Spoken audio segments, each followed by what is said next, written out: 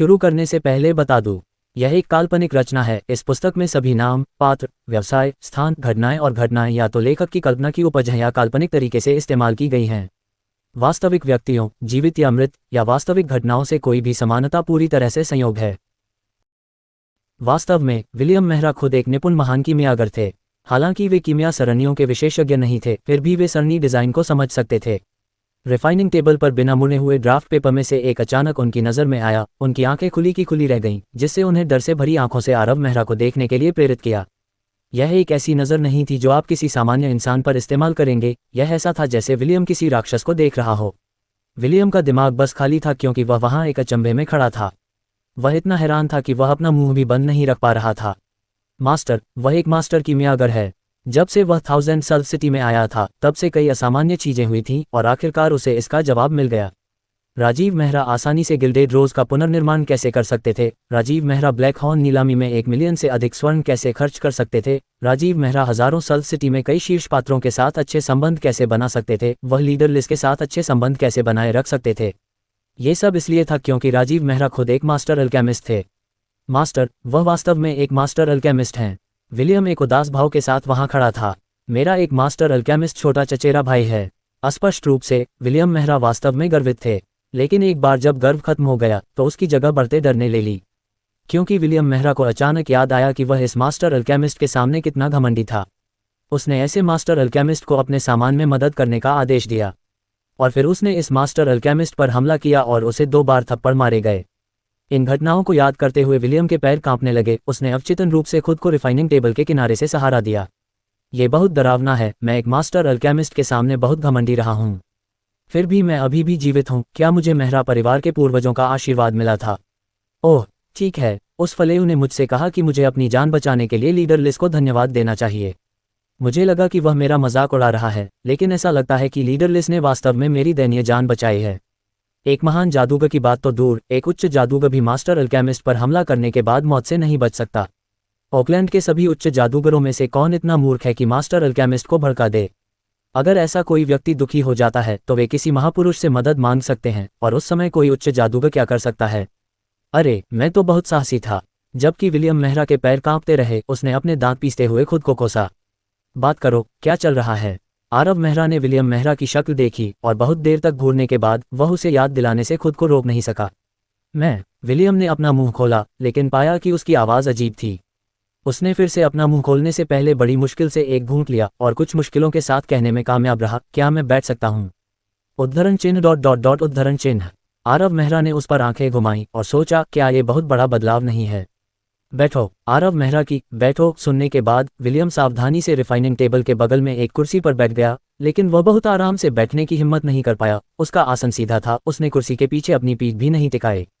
कारण के लिए यह इसलिए था क्योंकि मास्टर अल्केमिस्ट अभी भी खड़ा था।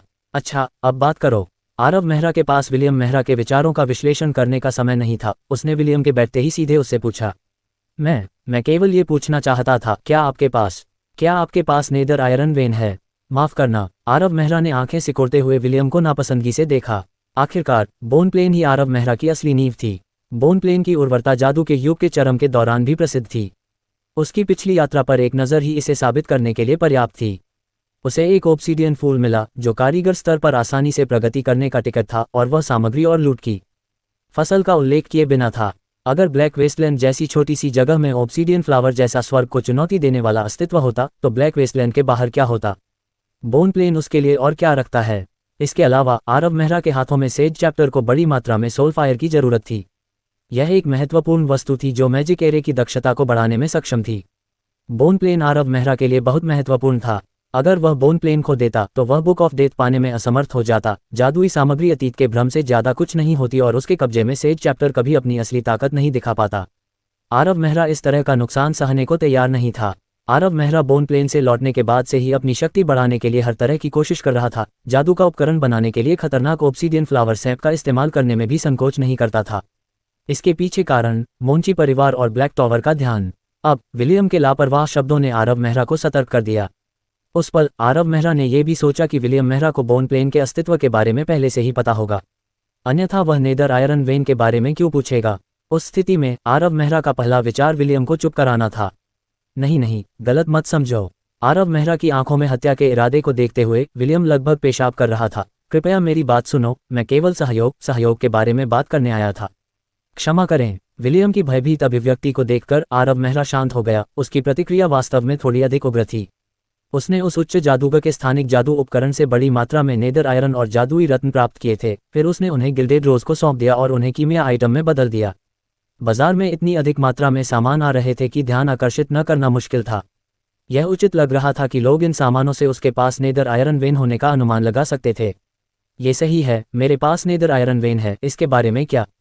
इस बारे में सोचने के बाद आरव मेहरा ने इसे स्वीकार करने का फैसला किया। किसी भी मामले में अगले महीने उसके पास उस नेदर आयरन वेन का खनन शुरू करने के लिए पर्याप्त खनन कठपुतलियां होंगी। उस समय बाजार में और भी सामान आ रहे होंगे और इसे दूसरों से छिपाना असंभव होगा।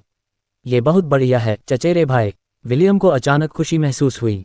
उत्साह के कारण वह आरव मेहरा के अपने डर को भी भूल गया और उसे चचेरा भाई कहकर संबोधित किया।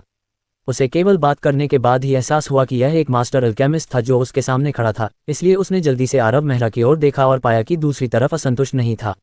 उसने खुद को संभाला और आगे कहा, चचेरे भाई, शायद तुम्हें पता न हो, लेकिन फैमिली एल्डर काउंसिल के बुजुर्गों ने तुम्हारी उस नेदर आयरन वेन के लिए बहुत महंगी कीमत तय की है। ओह, ये सुनकर आरव मेहरा को पता चल गया कि उसका अनुमान सही था।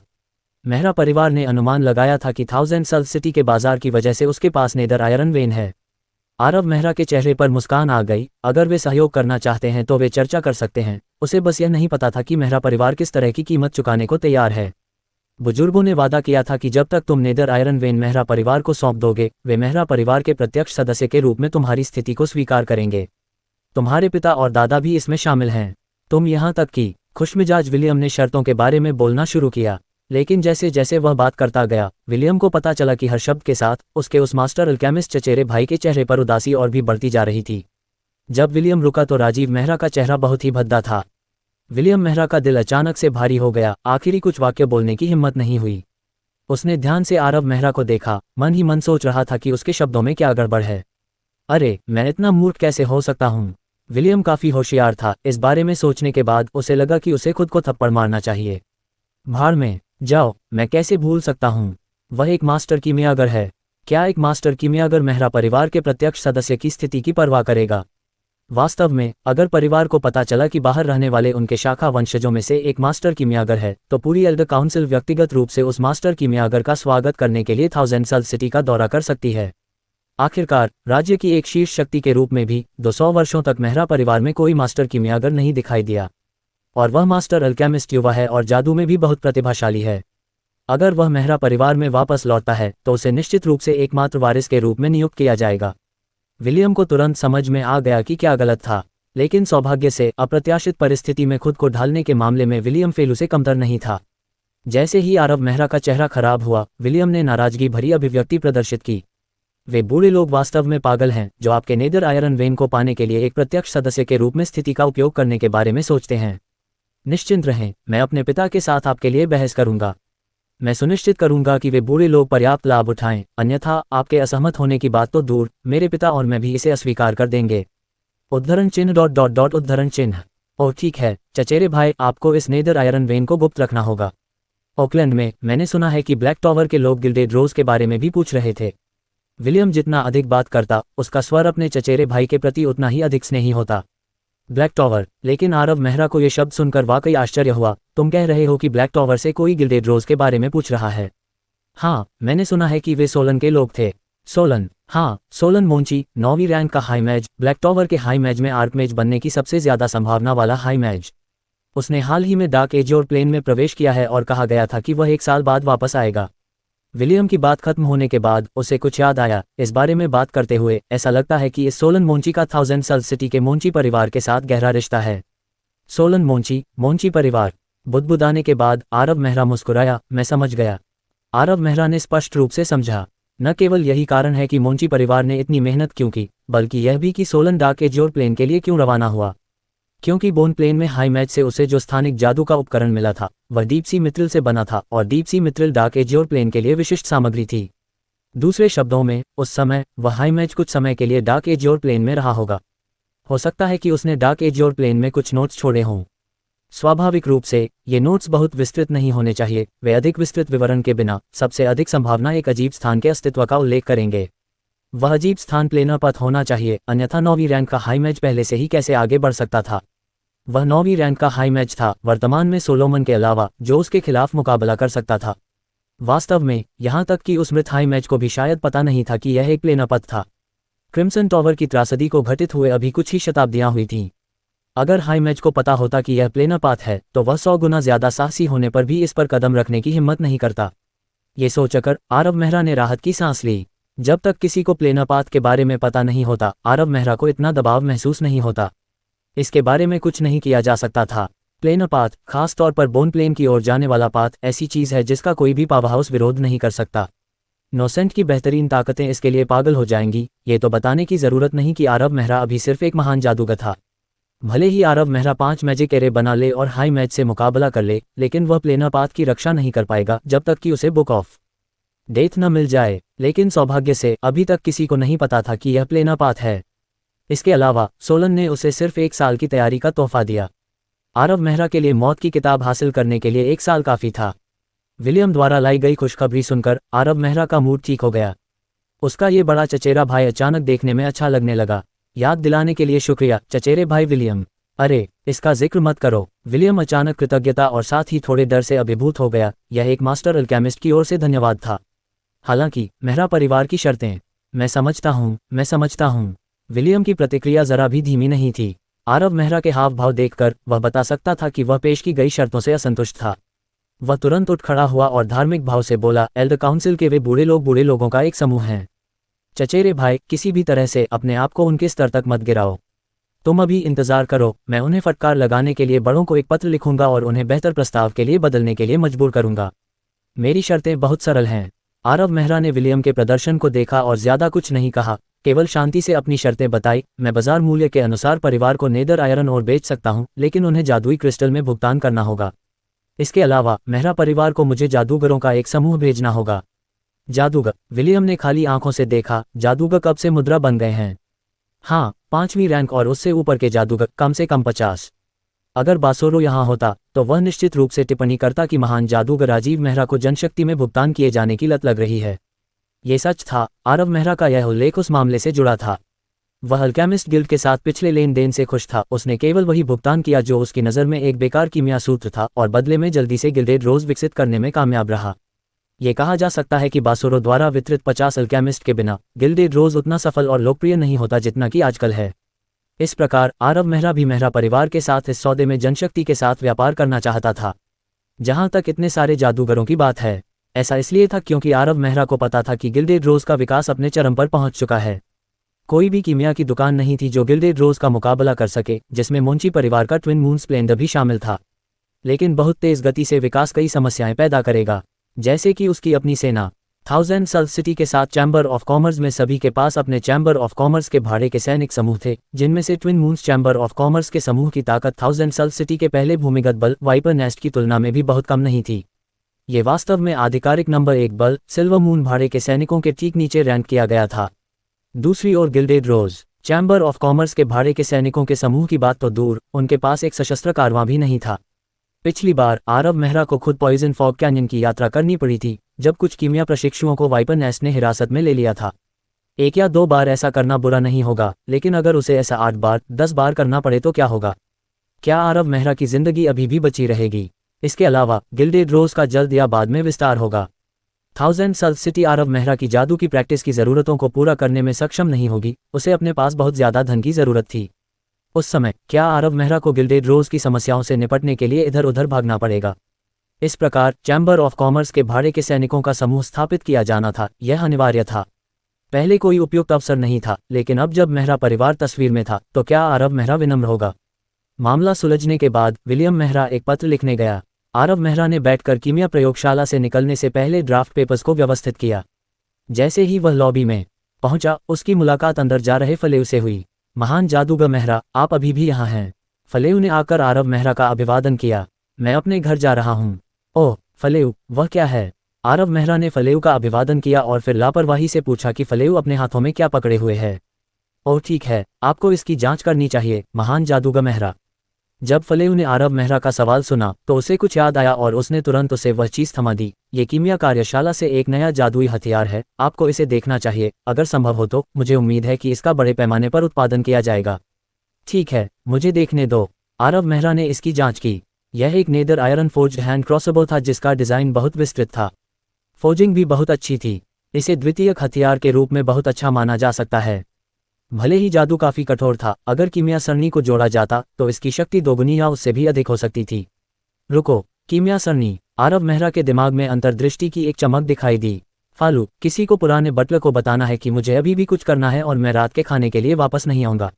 आरव मेहरा ने जल्दी में ये शब्द छोड़े और कीमिया प्रयोगशाला में वापस आ गया। वह रिफाइनिंग टेबल पर बैठ गया और एक नया कागज फैलाया और फिर एक कलम उठाया। फिर उसने विस्तृत हाथ क्रॉसबो बनाया। इसके बाद आरव मेहरा ने कीमिया सरणी बनाना शुरू किया।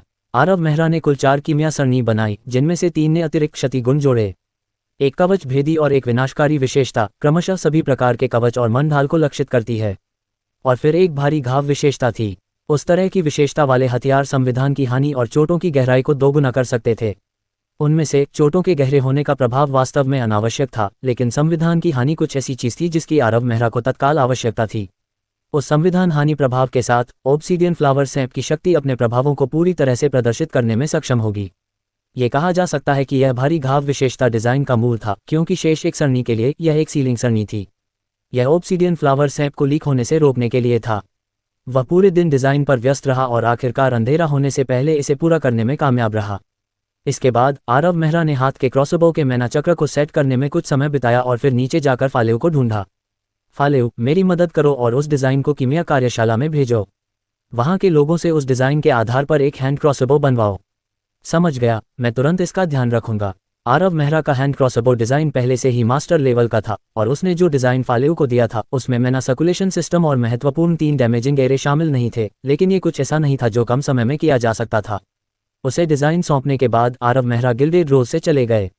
शाम को जैसे ही आरव मेहरा अपने दैनिक ध्यान के बाद बिस्तर पर जाने वाले थे, विलियम मेहरा ने उनके दरवाजे पर दस्तक दी। चचेरे भाई एल्डर काउंसिल के बुजुर्ग सहमत हो गए। अंदर जाने के बाद विलियम ने आरव मेहरा को खुशखबरी सुनाई। हाँ, बहुत बढ़िया। आरव मेहरा मुस्कुराए, लेकिन उन्होंने यह नहीं पूछा कि जब उन्होंने दोपहर में पत्र लिखा था तो शाम को जवाब क्यों आया। मेहरा परिवार जैसी शीर्ष शक्ति, उसके पास कोई विशेष संचार विधि कैसे नहीं हो सकती। मेहरा परिवार का तो जिक्र ही नहीं, यहाँ तक कि मोंची परिवार के पास भी ब्लैक टॉवर में सोलन से जुड़ने के लिए कोई विशेष संचार विधि होनी चाहिए, अन्यथा मोंची ब्लैकहॉर्न नीलामी में अचानक 4.0000000 स्वर्ण निकालने से पहले शुरू से ही बोली कैसे नहीं लगा सकता था। आरव मेहरा को यकीन नहीं होगा कि उसने सोलन के संकेत के बिना इतनी बोली लगाए। बुजुर्गों ने कहा कि बाजार मूल्य लेन देन में कोई समस्या नहीं है, नहीं जादुई क्रिस्टल भुगतान विधि में कोई समस्या है। विलियम मेहरा वहीं रुक गए, उनके चेहरे पर कुछ जिज्ञासा थी। वे चाहते हैं कि मैं पूछूं, आपको 55वीं रैंक के जादूगर किस लिए चाहिए। ऐसा कहने के बाद जैसे कि उन्हें डर था कि आरव मेहरा सौदे से पीछे हट जाएगा, उन्होंने जल्दी से समझाया, गलत मत समझो, वे 55वीं रैंक के जादूगर पहले से ही रास्ते में हैं। एल्डर काउंसिल केवल पूछना चाहती है, कोई और मतलब नहीं है, क्योंकि मुझे मामलों को संभालने में मदद करने के लिए महान जादूगरों के एक समूह की आवश्यकता है। ठीक है, मैं समझ गया। विलियम सिर हिलाकर आरव मेहरा के कमरे से बाहर चला गया, लेकिन जैसे ही वह दालान में पहुंचा, विलियम का चेहरा जम गया। रुको, क्या मैंने अभी सुना? महान जादूगर? क्या ये 5वीं रैंक के जादूगर नहीं थे? वे महान जादूगर कब बने? कोई गलती हुई होगी, कोई गलती। हाँ, विलियम दालान में खड़ा था, घबराहट में हंस रहा था। विलियम को कैसे पता नहीं था कि हालांकि ग्रेट मैच और मैच बहुत समान थे, उच्चारण अलग था, गलती होने की बहुत कम संभावना थी, लेकिन विलियम ने वास्तव में इसके बारे में बहुत गहराई से सोचने की हिम्मत नहीं की। अगर वह इसके बारे में बहुत गहराई से सोचता तो विलियम आज रात सो नहीं पाता। अगर यह कोई गलती नहीं थी तो क्या इसका मतलब यह नहीं है कि कजिन ग्रेट मैच का बड़े पैमाने पर उत्पादन करने में सक्षम है? इसके बारे में सोचना ही पागलपन है।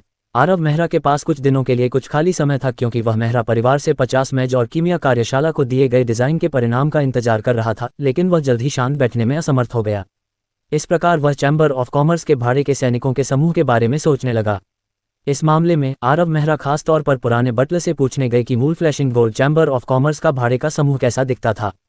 पूछने के बाद उन्हें पता चला कि पूर्व फ्लैशिंग गोल्ड के भाड़े के समूह को मर्करी भाड़े का समूह कहा जाता था। ये थाउजेंड सल्फ सिटी के भाड़े के समूहों में चौथे स्थान पर होगा, लेकिन भाड़े के समूह के सभी कुलीन लोग जहाज की सुरक्षा कर रहे थे और जहाज के मलबे में शामिल हो गए, जिससे भाड़े का समूह लगभग खत्म हो गया। थाउजेंड साल सिटी में बिना किसी युद्ध अनुभव के केवल मुट्ठी भर नए रंगरूट बचे थे, साथ में एक अच्छा उपनेता भी था, लेकिन flashing gold chamber of Commerce के दिवालिया हो जाने के बाद उनका उससे संपर्क टूट गया। पुराने बटलर को नहीं पता था कि वे अब कहाँ हैं। पुराने बटलर की बात सुनकर आरव मेहरा को सिर दर्द होने लगा।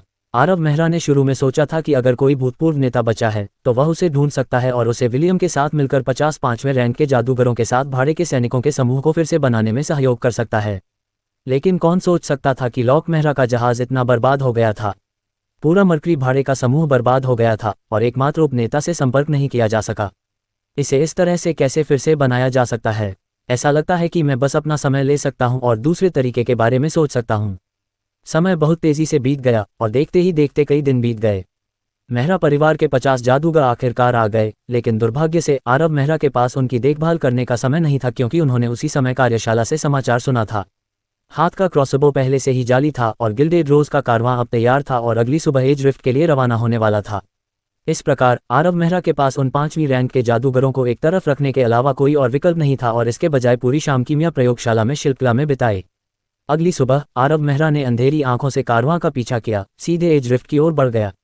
पॉइजन फॉग कैनियन का व्यापार मार्ग पहले ही खुल चुका था और इस यात्रा के लिए गिल्डेड रोज ने 100.000 स्वर्ण खर्च किए। फिर भी सॉस को अभी भी थोड़ा डर था कि गिल्डेड रोज लंबे समय तक उस पर कब्जा कर लेगा, लेकिन आरव मेहरा ने व्यक्तिगत रूप से गारंटी दी थी कि यह 3 महीने और 1 दिन भी नहीं होगा, इसलिए सॉस केवल संदेह के साथ इसे जाने दे सकता था। आज सॉस ने गिल्डेड रोज के कारवां के पॉइजन फॉग कैनियन में पहुंचने की खबर सुनी और एक भी अधीनस्थ को साथ नहीं लाते हुए अकेले ही वहां पहुंच गया। जब सॉस ने आरव मेहरा को देखा तो उसने विलियम मेहरा के उसके पास आने का जिक्र किया। महान जादूगर मेहरा, कुछ दिन पहले एक निश्चित विलियम मेहरा मुझे खोजने आया था। विलियम मेहरा एक कारवां गाड़ी में था और जब उसने सॉस की आवाज़ सुनी तो उसने मन ही मन उसे और उसके पूर्वजों को कोसा। अरे सॉस, तुम सच में कमीने हो। तुम उस दिन मेरे पिता के महान उपकार का जिक्र करते रहे। तुमने कहा था कि तुम उस उपकार का बदला चुकाने का कोई तरीका सोचोगे। क्या तुम इस तरह से उसका बदला चुका रहे हो? मुझे बेचकर? भगवान का शुक्र है कि मैं समझदार हूँ। विलियम मेहरा इस बारे में सोचते हुए खुद पर गर्व करने से खुद को नहीं रोक पाया। अगर मुझे इस बारे में बुरा नहीं लगता और मैंने जल्दी से अपना दृष्टिकोण नहीं बदला होता तो शायद मैं अपने इस मास्टर अल्केमिस्ट चचेरे भाई के साथ अपने रिश्ते को सुधार नहीं पाता। अब ये बहुत बेहतर है। मैं तुरंत मेहरा परिवार और चचेरे भाई के बीच पुल बन गया और उनके सहयोग को सुविधाजनक बनाया और चचेरे भाई धीरे धीरे मुझ पर भरोसा करने लगे हैं। उदाहरण के लिए एज रिफ्ट के लिए जाने वाला ये कारवां, चचेरे भाई ने मुझे इसे एस्कॉर्ट करने के लिए कहा। अगर मुझे कुछ और अवसर मिले तो मुझे चचेरे भाई द्वारा एक महत्वपूर्ण पद पर रखा जा सकता है। ये मेहरा परिवार के साथ बेहतर भविष्य की ओर ले जाएगा। विलियम मेहरा को यह स्पष्ट था कि यद्यपि वह मेहरा परिवार का एक प्रसिद्ध वंशज था, लेकिन वह कुलपति की सीट के उत्तराधिकारियों की पंक्ति में केवल 6ठे स्थान पर था। अभी भी उससे 5 वंशज अधिक उत्कृष्ट थे। कुलपति का पद प्राप्त करने की उसकी संभावना केवल 1000वां थी। बाद में वह संभवतः मेहरा परिवार के किसी व्यवसाय का पर्यवेक्षक बन जाता या मेहरा परिवार के लिए किसी क्षेत्र का प्रबंधन करता। ये सबसे अच्छा परिणाम था, लेकिन यह अलग होता यदि वह अपने मास्टर अल्केमिस्ट चचेरे भाई का अनुसरण करता। वह एक मास्टर अल्केमिस्ट था जो अपनी 20वीं की उम्र में भी नहीं था, और भले ही वह कारीगर बनने के लिए 30 साल बिताता, वह केवल 50 का ही होता। यदि विलियम उसका विश्वास प्राप्त कर लेता तो उसका अपना भविष्य मेहरा परिवार के साथ रहने की तुलना में कहीं अधिक उज्ज्वल और आशाजनक होता। इसके बारे में सोचते हुए विलियम गाड़ी से उतर गया और दूर से सॉस का अभिवादन किया। उद्धरण चिन्ह। सॉस की मुस्कान तुरंत जम गई। ये बहुत अजीब है। मैं खुशी खुशी तुम्हें बेच रहा हूँ, लेकिन मुझे उम्मीद नहीं थी कि तुम इस कारवां का हिस्सा बनोगे। इससे ज्यादा अजीब क्या हो सकता है? हाँ विलियम, ये तो संयोग है। सॉस ने थोड़ा खांसकर हंसा। वाकई अंकल सॉस, क्या संयोग है? विलियम गुस्से से भर गया और जिस तरह से उसने अंकल सॉस कहा उससे सॉस के पैर कांपने लगे। मैं खत्म हो गया। मैंने मेहरा परिवार के उस युवा मास्टर को पूरी तरह से नाराज कर दिया। सौभाग्य से कुछ दूर से आ रहे कदमों ने सॉस को बचा लिया। रुको। धुंधली लाल धुंध से एक छाया लड़खड़ाती हुई निकली। उसका पीछा वाइपर नेस्ट के फाइटर्स की एक टीम ने किया। ऐसा लग रहा था कि वाइपर नेस्ट की अपनी समस्या थी, लेकिन महान जादूगरों के रूप में आरव मेहरा और विलियम में दूसरों की तुलना में अधिक तीव्र इंद्रियां थीं। दोनों ने एक ही समय में एक भयंकर मानस उतार चढ़ाव को महसूस किया। 7वें रैंक के महान जादूगर, क्या ये बेल हो सकता है? विलियम मेहरा ने अनुमान लगाया, लेकिन आरव मेहरा ने अपना सिर हिलाया। नहीं, ये 5वें रैंक का महान जादूगर है, लेकिन एक बहुत ही अजीब जादू का संचालन करने वाला रून है। आरव मेहरा वाइपर नेस्ट के महान जादूगर से मिले थे। वह कैसे नहीं जान सकते थे कि उनका जादू का संचालन करने वाला रून कैसा दिखता है? वास्तव में बेल का जादू का संचालन करने वाला रून बहुत शक्तिशाली था, लेकिन इसमें इस व्यक्ति के रून की विचित्रता का अभाव था। इस जादू के संचालन करने वाले रून का तापमान बहुत अधिक था, लेकिन यह मौत की तरह शांत था। यह अजीब था, आमतौर पर उच्च तापमान लपटों से आता था और लपटें आमतौर पर भयंकर रूप से जलती थीं। यह मौत की तरह शांत एहसास कैसे दे सकता था? यह मैजिक कंडक्टिंग रून आग की लपटों जैसा नहीं था, यह दहन के बाद की राख जैसा एहसास देता था। बिल्कुल सही, राख। आरव मेहरा को ब्लैक हॉर्न ऑक्शन हाउस का हाई मैच याद आया जो सोलोमन के साथ टक्कर ले रहा था। उसने भी यही एहसास दिया। उस समय उसने सोलोमन से पूछा था और सोलोमन ने उसे बताया था कि यह ऐश रून था, जो ऐश टॉवर की विरासतों में सबसे शक्तिशाली मैजिक कंडक्टिंग रून में से एक है। यह ऐश टॉवर का एक महान जादूगर है। वह चौंका देने वाला सिलहुट जल्दी ही खत्म हो गया। वाइपर नेस्ट के लड़ाकों ने तुरंत उसकी गर्दन पर तलवारें रख दीं। उसी समय ऐश टॉवर का महान जादूगर करीब आ रहा था। चलो चलते हैं, देखने लायक कुछ भी नहीं है। हालांकि आरव मेहरा और सॉस खुशी खुशी बातें कर रहे थे, लेकिन वह ऐश टॉवर से आए महान जादूगर के संपर्क में नहीं आना चाहता था। इसलिए उस व्यक्ति को नियंत्रण में देखकर उसने विलियम के कंधे पर थपथपाया और सॉस से कहा, लीडर सॉस, हम पहले निकलेंगे। मैज मेहरा आराम नहीं करना चाहता। मैंने मैजिक स्प्रिंग पोशन का ऑर्डर देने की योजना बनाई थी। धिक्कार है, ग्रेट मैज मेहरा को परेशान करने के लिए उन लोगों की गलती है। मैं बाद में उन्हें जरूर सबक सिखाऊंगा। सॉस ने अतिशयोक्ति से आरव मेहरा को पीछे रखने की कोशिश की, जबकि उसे अलविदा कहते हुए। हाँ, लेकिन अंदर ही अंदर सॉस ध्यान से सोच रहा था कि वह आरव मेहरा को कैसे दूर भगा सकता है। ऐश टॉवर से आया महान जादूगर। सेज टॉवर और ऐश टॉवर के बीच के रिश्ते के बारे में अगर सोलोमन को पता चल जाता तो सॉस को उससे बात करनी पड़ती। जब आरव मेहरा ने जाने का जिक्र किया तो सॉस का रवैया सिर्फ दिखावा था। आरव मेहरा ने हंसते हुए विलियम के साथ गाड़ी में प्रवेश किया।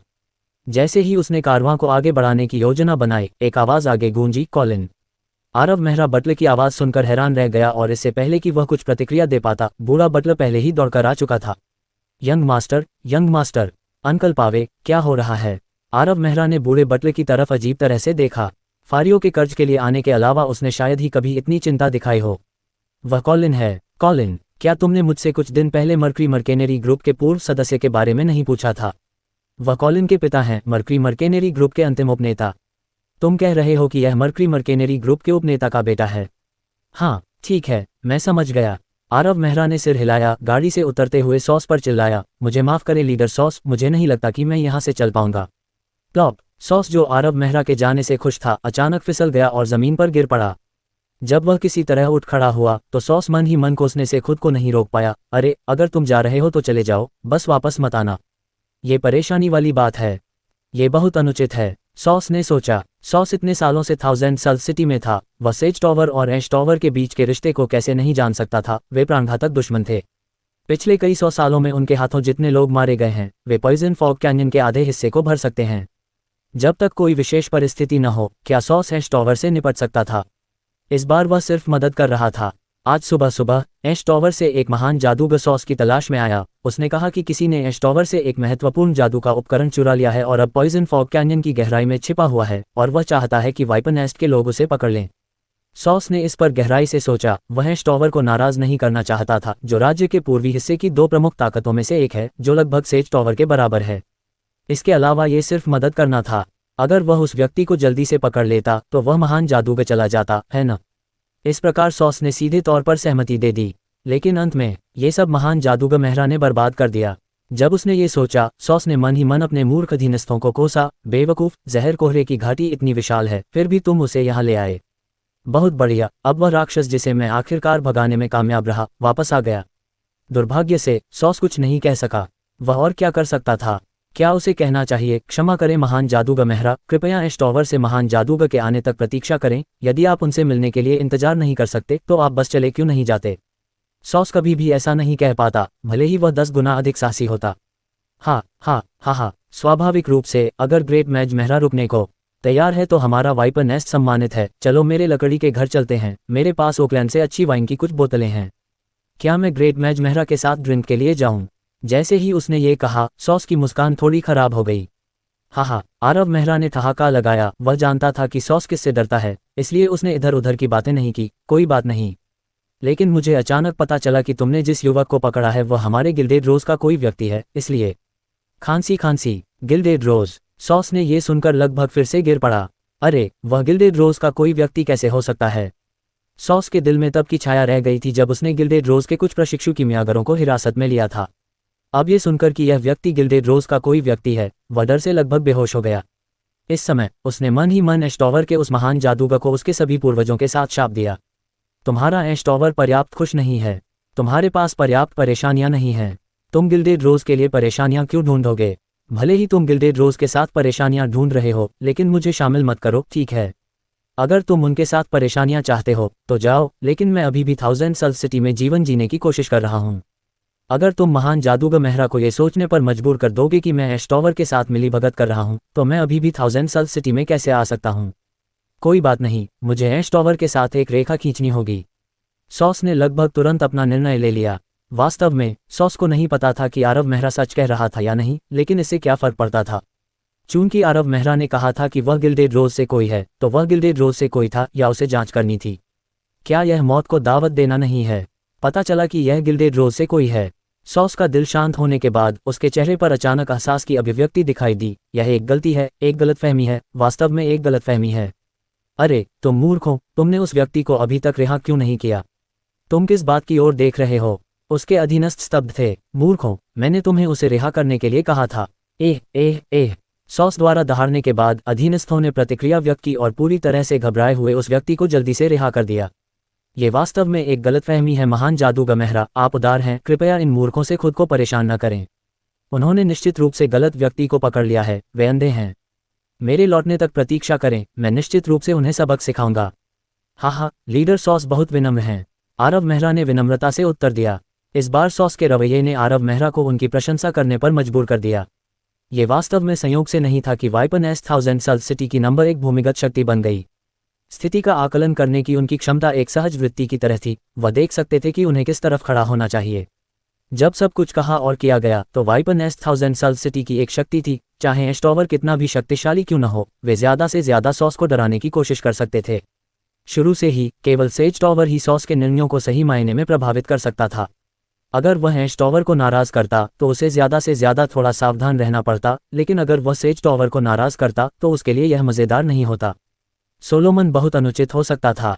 प्रसिद्ध ब्लैक विंग डाकू समूह ने एक साल सोलोमन के साथ तर्क करने की कोशिश की और अंत में सेज टॉवर के 3 बड़े शॉट ने हाथ मिलाया और ब्लैक विंग डाकू समूह को जला दिया। भले ही सॉस साहसी था, लेकिन वह सोलोमन को यह बताने की हिम्मत नहीं करेगा कि वाइपन एस्ट वास्तव में एश टॉवर के साथ सहयोग करता है।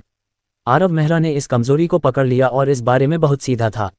जिस तरह से वह बात कर रहा था वह बहुत दबंग था, लेकिन वास्तव में वह सॉस को एक रास्ता दे रहा था, जिसका मतलब था कि वह इस मामले में एश टॉवर की भूमिका के बारे में नहीं जानता था।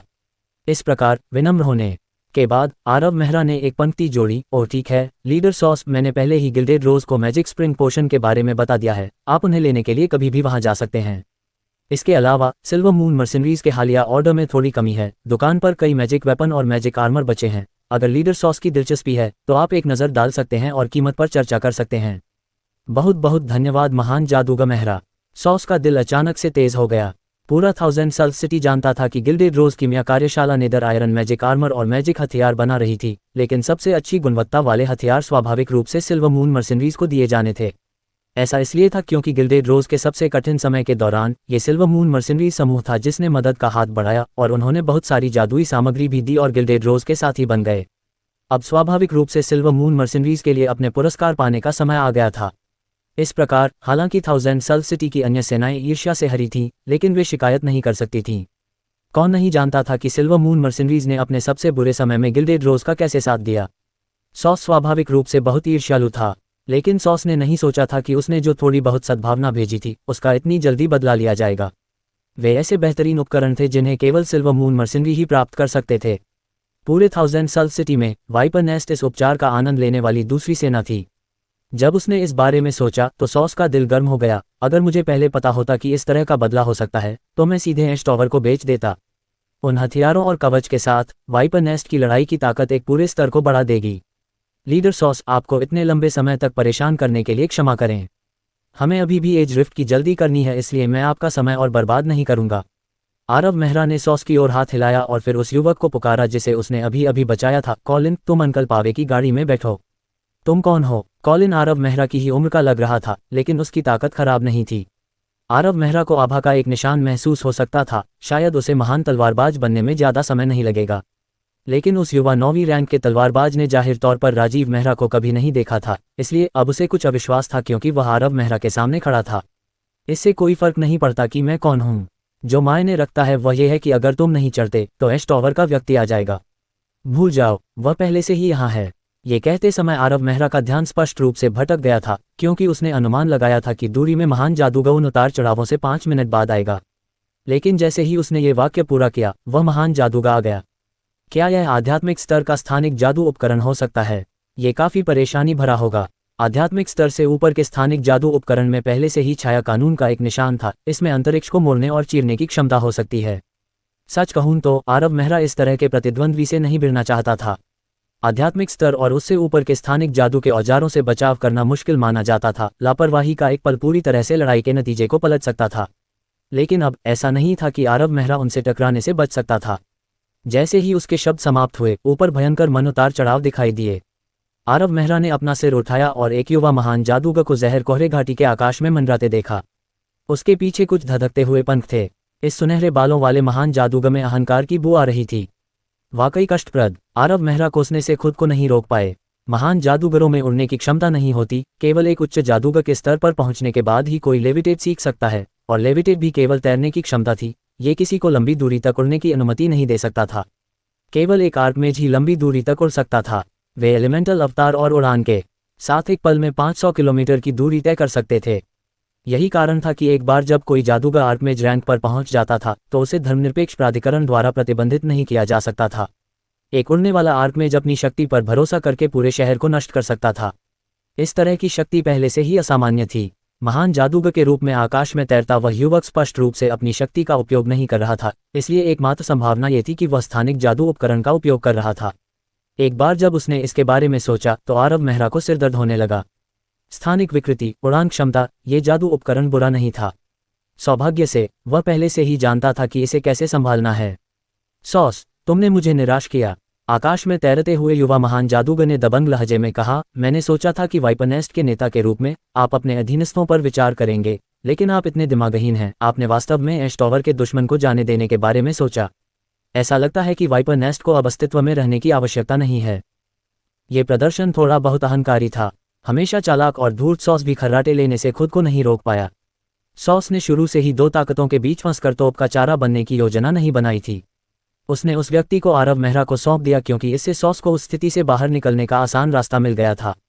उस समय उसे केवल यह महसूस हुआ कि जहर कोहरे घाटी के स्वामी के रूप में अपनी स्थिति को देखते हुए एश टॉवर से महान जादूगर चाहे कितना भी असंतुष्ट क्यों न हो, वह उस पर अपना गुस्सा नहीं निकालेगा। लेकिन उसने यह उम्मीद नहीं की थी कि दूसरा पक्ष उसे कोई सम्मान नहीं देगा और सीधे तौर पर कहेगा कि वाइपर नेस्ट के अस्तित्व की कोई जरूरत नहीं है। सॉस ने गुस्से में लगभग खून थूक दिया। भले ही आपका एश टॉवर राज्य के पूर्वी हिस्से की दो प्रमुख ताकतों में से एक हो, आपको यह नहीं भूलना चाहिए कि यह 1000 सल सिटी है, ओड्रॉक सिटी नहीं। भले ही आपका एश टॉवर शक्तिशाली हो, क्या यह इतना शक्तिशाली है कि सेज टॉवर को पार कर सके? ये कहना कि वाइपर नेस्ट के अस्तित्व की आवश्यकता नहीं है।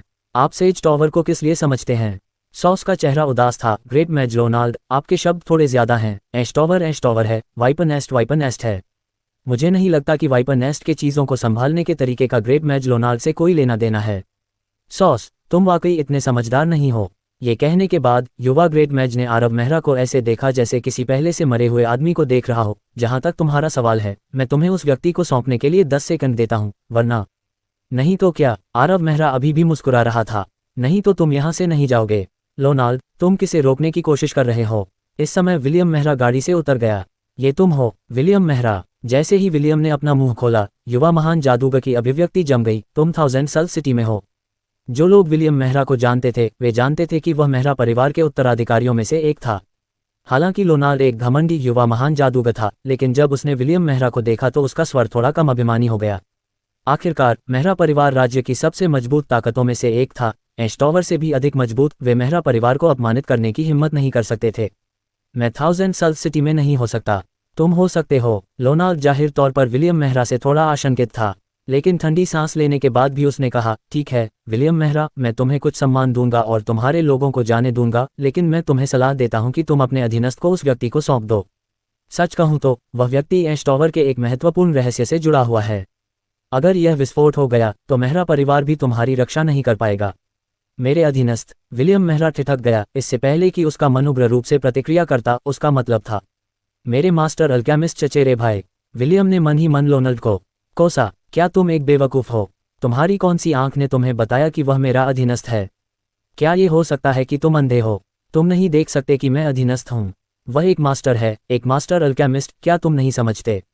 भले ही तुम अंधे हो और मुसीबतों की भीख मांग रहे हो, मुझे अपने साथ मत घसीटो। ये कहने की हिम्मत करना कि मास्टर अल्केमिस्ट मेरा अधीनस्थ है, क्या आप चाहते हैं कि मैं जल्दी मर जाऊं? लेकिन दूसरे पक्ष की ओर से इतनी गंभीर बात सुनकर विलियम ने कोई निर्णय लेने की हिम्मत नहीं की। एश टॉवर के जादूगर स्वेच्छाचारी होने के लिए प्रसिद्ध थे। अगर यह वास्तव में दूसरे पक्ष द्वारा कही गई बात जैसा था और पकड़ा गया युवक एश टॉवर के किसी महत्वपूर्ण रहस्य से संबंधित था, तो मामले को बड़ा होने देना आसानी से एक बुरा अंत ला सकता था। इस प्रकार विलियम मेहरा ने इसके बारे में सोचा और आरव मेहरा से फुसफुसाया, चचेरे भाई तुम देखो। विलियम मेहरा ने फिर आरव मेहरा को ये कहते हुए सुना, वह बाद में Gilded Rose Chamber of Commerce के भाड़े के सैनिकों के समूह के पुनर्निर्माण के लिए आपके साथ काम करेगा। Gilded Rose Chamber of Commerce के भाड़े के सैनिकों के समूह का पुनर्निर्माण करें, वह बच्चा बहुत भाग्यशाली है। विलियम ने उस बच्चे को ईर्ष्या भरी नज़र से देखा, लेकिन वह अपनी बात के बीच में ही रुक गया और उसके चेहरे पर उत्साह भर गया। मेरे साथ? हाँ, तुम्हारे साथ। अरे लोनाल्ड, तुम घमंडी नहीं हो? आरव मेहरा की पुष्टि सुनने के बाद विलियम मेहरा को हिम्मत से भर गया। उसके हाथ में जादू की छड़ी लोनाल्ड की ओर इशारा करते हुए बोली, ये वह व्यक्ति है जिसे मैंने बचाने का फैसला किया है। अगर तुम इससे नाखुश हो तो एश टॉवर से उन बुजुर्गों को मुझे खोजने के लिए भेजो। मैं देखना चाहता हूं कि क्या एश टॉवर मेहरा परिवार के साथ युद्ध शुरू करने के लिए तैयार है। तुम। युवा महान जादूगर की अभिव्यक्ति बदल गई। उसने शुरू में सोचा था कि एश टॉवर का उल्लेख होने के बाद यह विलियम मेहरा पीछे हट जाएगा, लेकिन उसने उम्मीद नहीं की थी कि यह विलियम अचानक इतना अडिग रवैया दिखाएगा। स्वाभाविक रूप से इस युवा महान जादूगर को यह नहीं पता था कि विलियम के रुख अपनाने के बाद उसने डरते डरते फुसफुसाते हुए कहा, चचेरे भाई, एश टॉवर के साथ खिलवाड़ नहीं किया जाना चाहिए। मैं भी एश टॉवर को भड़काना नहीं चाहता। आरव मेहरा के बोलने के बाद उसने विलियम की ओर आंखें घुमाते हुए अनदेखा किया और उड़ते हुए लोनाल्ड पर निशाना लगाने से पहले अपनी जेब से एक हाथ का क्रॉसबो निकाला। तुम मौत को दावत दे रहे हो। युवा महान जादूगर ने नहीं सोचा था कि विलियम का अधीनस्थ उस पर हमला करने की हिम्मत करेगा। युवा महान जादूगर की गुस्से भरी चीख के बाद आसपास के मान में उतार चढ़ाव और भी भयंकर हो गया और 2 मीटर लंबे धधकते पंख एक पल में 10 मीटर से अधिक तक फैल गए। आकाश लाल हो गया था, मानो उसमें आग लग गई हो, और गर्मी की लहरें उनके आसपास दर्जनों मीटर तक फैल रही थीं। ये लावा डोमिनेटर है, विलियम ने आश्चर्य से चिल्लाया। एश टॉवर के सभी आध्यात्मिक जादू के औजारों में लावा डोमिनेटर सबसे प्रसिद्ध था। इसमें आग और स्थानिक ऊर्जा का संयोजन था और यह एक अभेद्य लावा शेल्टर बना सकता था।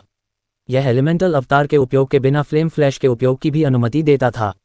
यह आध्यात्मिक जादू के औजारों में सबसे बेहतरीन अस्तित्व था। लावा शेल्टर के साथ लगभग पूर्ण सुरक्षा, फ्लेम फ्लैश के साथ अप्रत्याशित रूप से प्रकट होने और गायब होने की क्षमता, ये कहा जा सकता है कि लावा डोमिनेटर वाला जादूगर लगभग अजेय था। भाड़ में जाओ, लावा डोमिनेटर को लोनाल्ड के हाथों में कैसे छोड़ा जा सकता है? विलियम की अभिव्यक्ति बदल गई। यह अब पहले की तरह सहज नहीं थी। यह एश टॉवर के सबसे शक्तिशाली आध्यात्मिक जादू के औजारों में से एक है। क्या वह लोनाल्ड एल्डर काउंसिल के सभी 4 सदस्यों की नाजायज संतान है? मैं आपको दिखाता हूं कि एश टॉवर के दुश्मनों का किस तरह का अंत होने वाला है। अपनी घोषणा के बाद उसके हाथ में जादू की छड़ी उठाई गई और अचानक बड़ी मात्रा में अग्नि तत्व एकत्र होने लगे। युवा महान जादूगर की रक्षा करने के लिए उसके चारों ओर कुंडलित होने से पहले ज्वलंत पंख तेजी से फैल गए। पंखों पर पर्याप्त अग्नि तत्व बह रहे थे जिससे कोई भी महान जादूगर आश्चर्य में चिल्ला सकता था। वह लावा शेल्टर था, अफवाहों के अनुसार लगभग अभेद्य रक्षा। उसी समय उसके नीचे की जमीन में आग लग गई। धरती को हिला देने वाली लपटों का तापमान बहुत अधिक था और नीचे के लोगों को एक छोटी सी जगह में सीमित कर रहा था।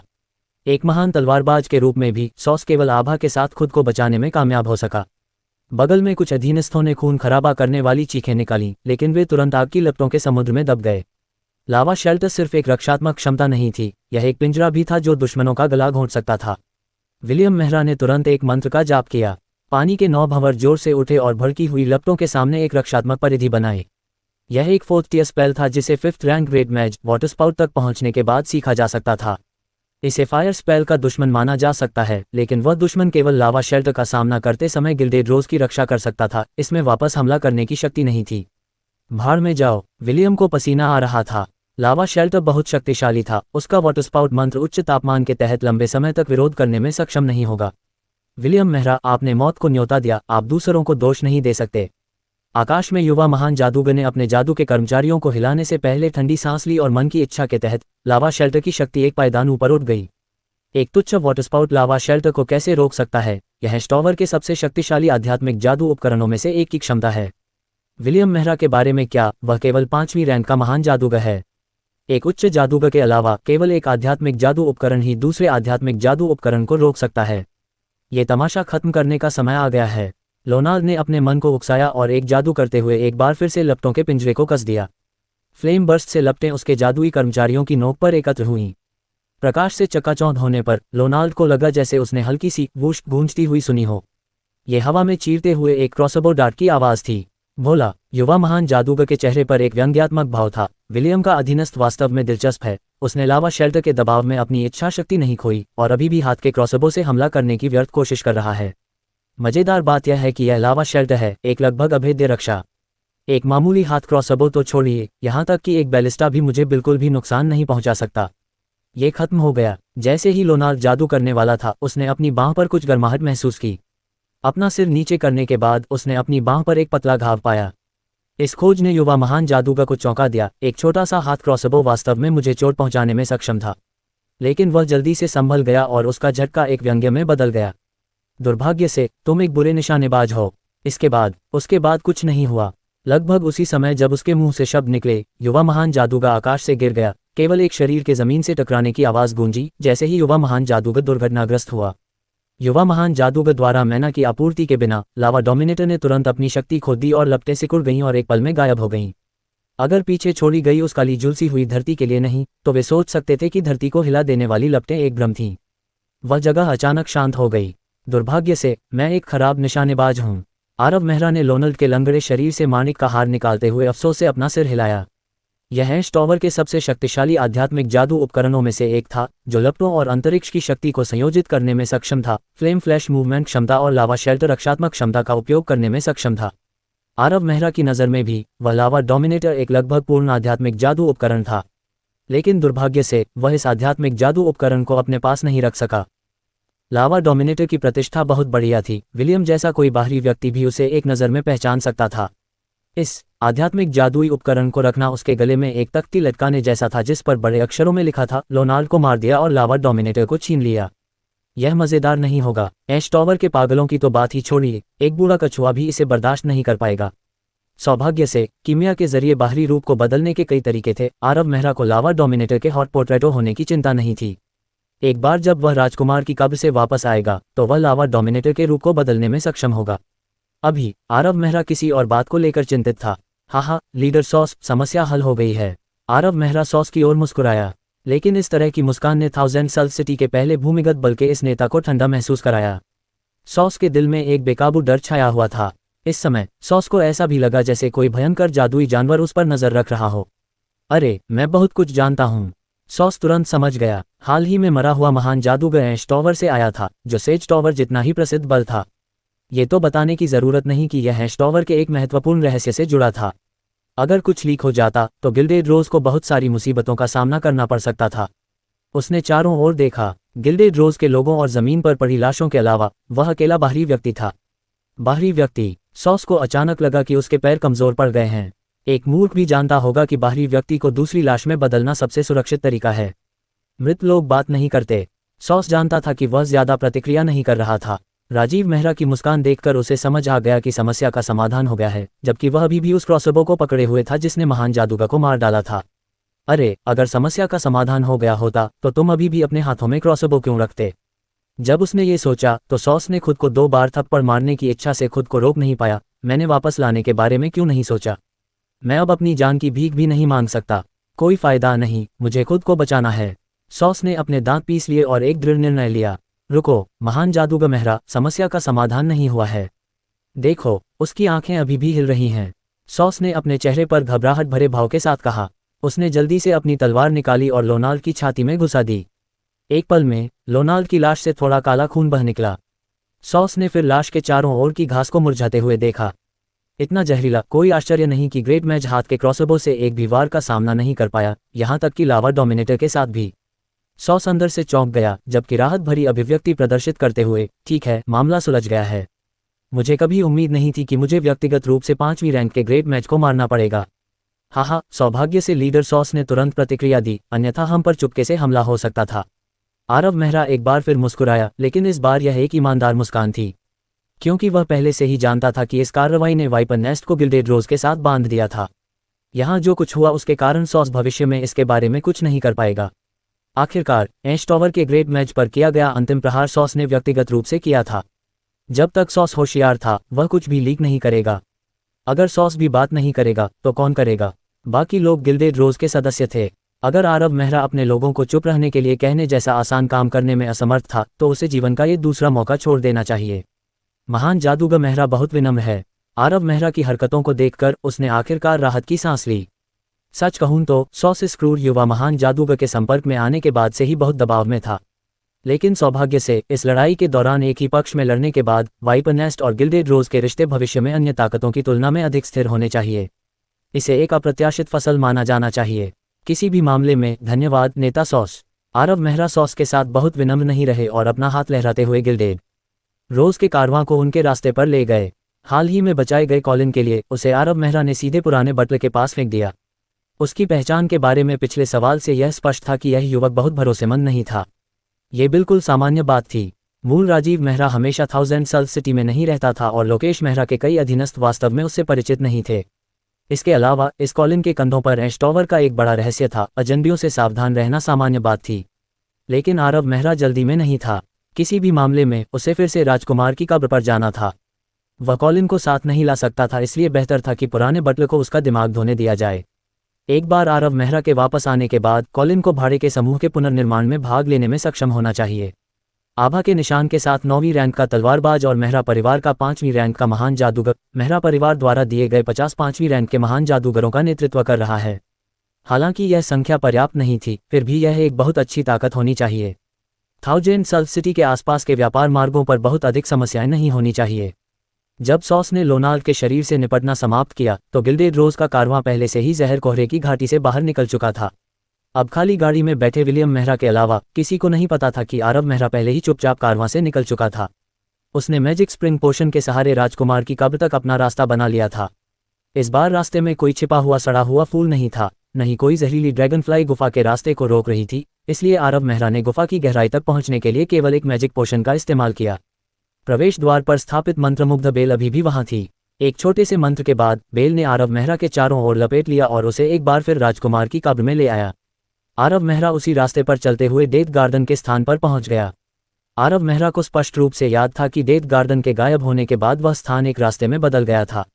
निश्चित रूप से दालान से गुजरने और सूखे खंडहरों से गुजरने के बाद आरव मेहरा को जल्दी से एक कसकर बंद पत्थर का दरवाजा मिला। 1000 साल से ज्यादा बीत गए, लेकिन समय ने पत्थर के दरवाजे पर कोई निशान नहीं छोड़ा। छूने पर ऐसा लगा जैसे दरवाजा हाल ही में काटा गया हो, और दोनों तरफ की नाजुक सजावट ने लोगों को इस भयावह मकबरे की खूबसूरती का एहसास करा दिया। निश्चित रूप से यह एक राजकुमार का मकबरा है। आरव मेहरा अचंभित रह गए। तीसरे राजवंश का शाही परिवार बहुत ज्यादा खर्चीला था। ये पूरे नोसेंट में मशहूर था, लेकिन आरव मेहरा ने वास्तव में नहीं सोचा था कि यह इस हद तक होगा। लेकिन इस मकबरे के दरवाजे को जेड रॉक के एक पूरे टुकड़े से उकेरा गया था, जो 3 इनहेरिटेंस मैजिक टूल्स के बराबर था। सजावटी डिजाइन का तो जिक्र ही न करें। यह एक मंत्रमुग्ध छठे टियर रूनिक शील्ड थी, जो हाई मैजिस का सबसे मजबूत रक्षात्मक मंत्र था। ये कहा जा सकता है कि इस जेड रॉक डोर को हाई मैज दायरे से नीचे कोई भी नहीं तोड़ सकता था, और यह केवल मकबरे के केंद्र तक जाने का रास्ता था। यह निश्चित रूप से थोड़ा ज्यादा है। आरव मेहरा ने जेड रॉक डोर को खोलने की कोशिश की, लेकिन जैसी की उम्मीद थी यह नहीं हिला। आरव मेहरा को सिरदर्द था। जेड रॉक खुद एबिसल डेमन्स का प्राकृतिक कवच था। इसकी रक्षात्मक क्षमताओं को केवल चौंकाने वाले उच्च के रूप में वर्णित किया जा सकता है, और इसे रूनिक शील्ड के साथ और भी मंत्रमुग्ध किया गया था। यह Z rock door Aarav Mehra के रास्ते को अवरुद्ध कर रहा था। वह इस दरवाजे को तब तक नहीं तोड़ पाएगा जब तक कि वह एक उच्च जादूगर के स्तर तक नहीं पहुंच जाता। ये थोड़ा बहुत प्रतिकूल था।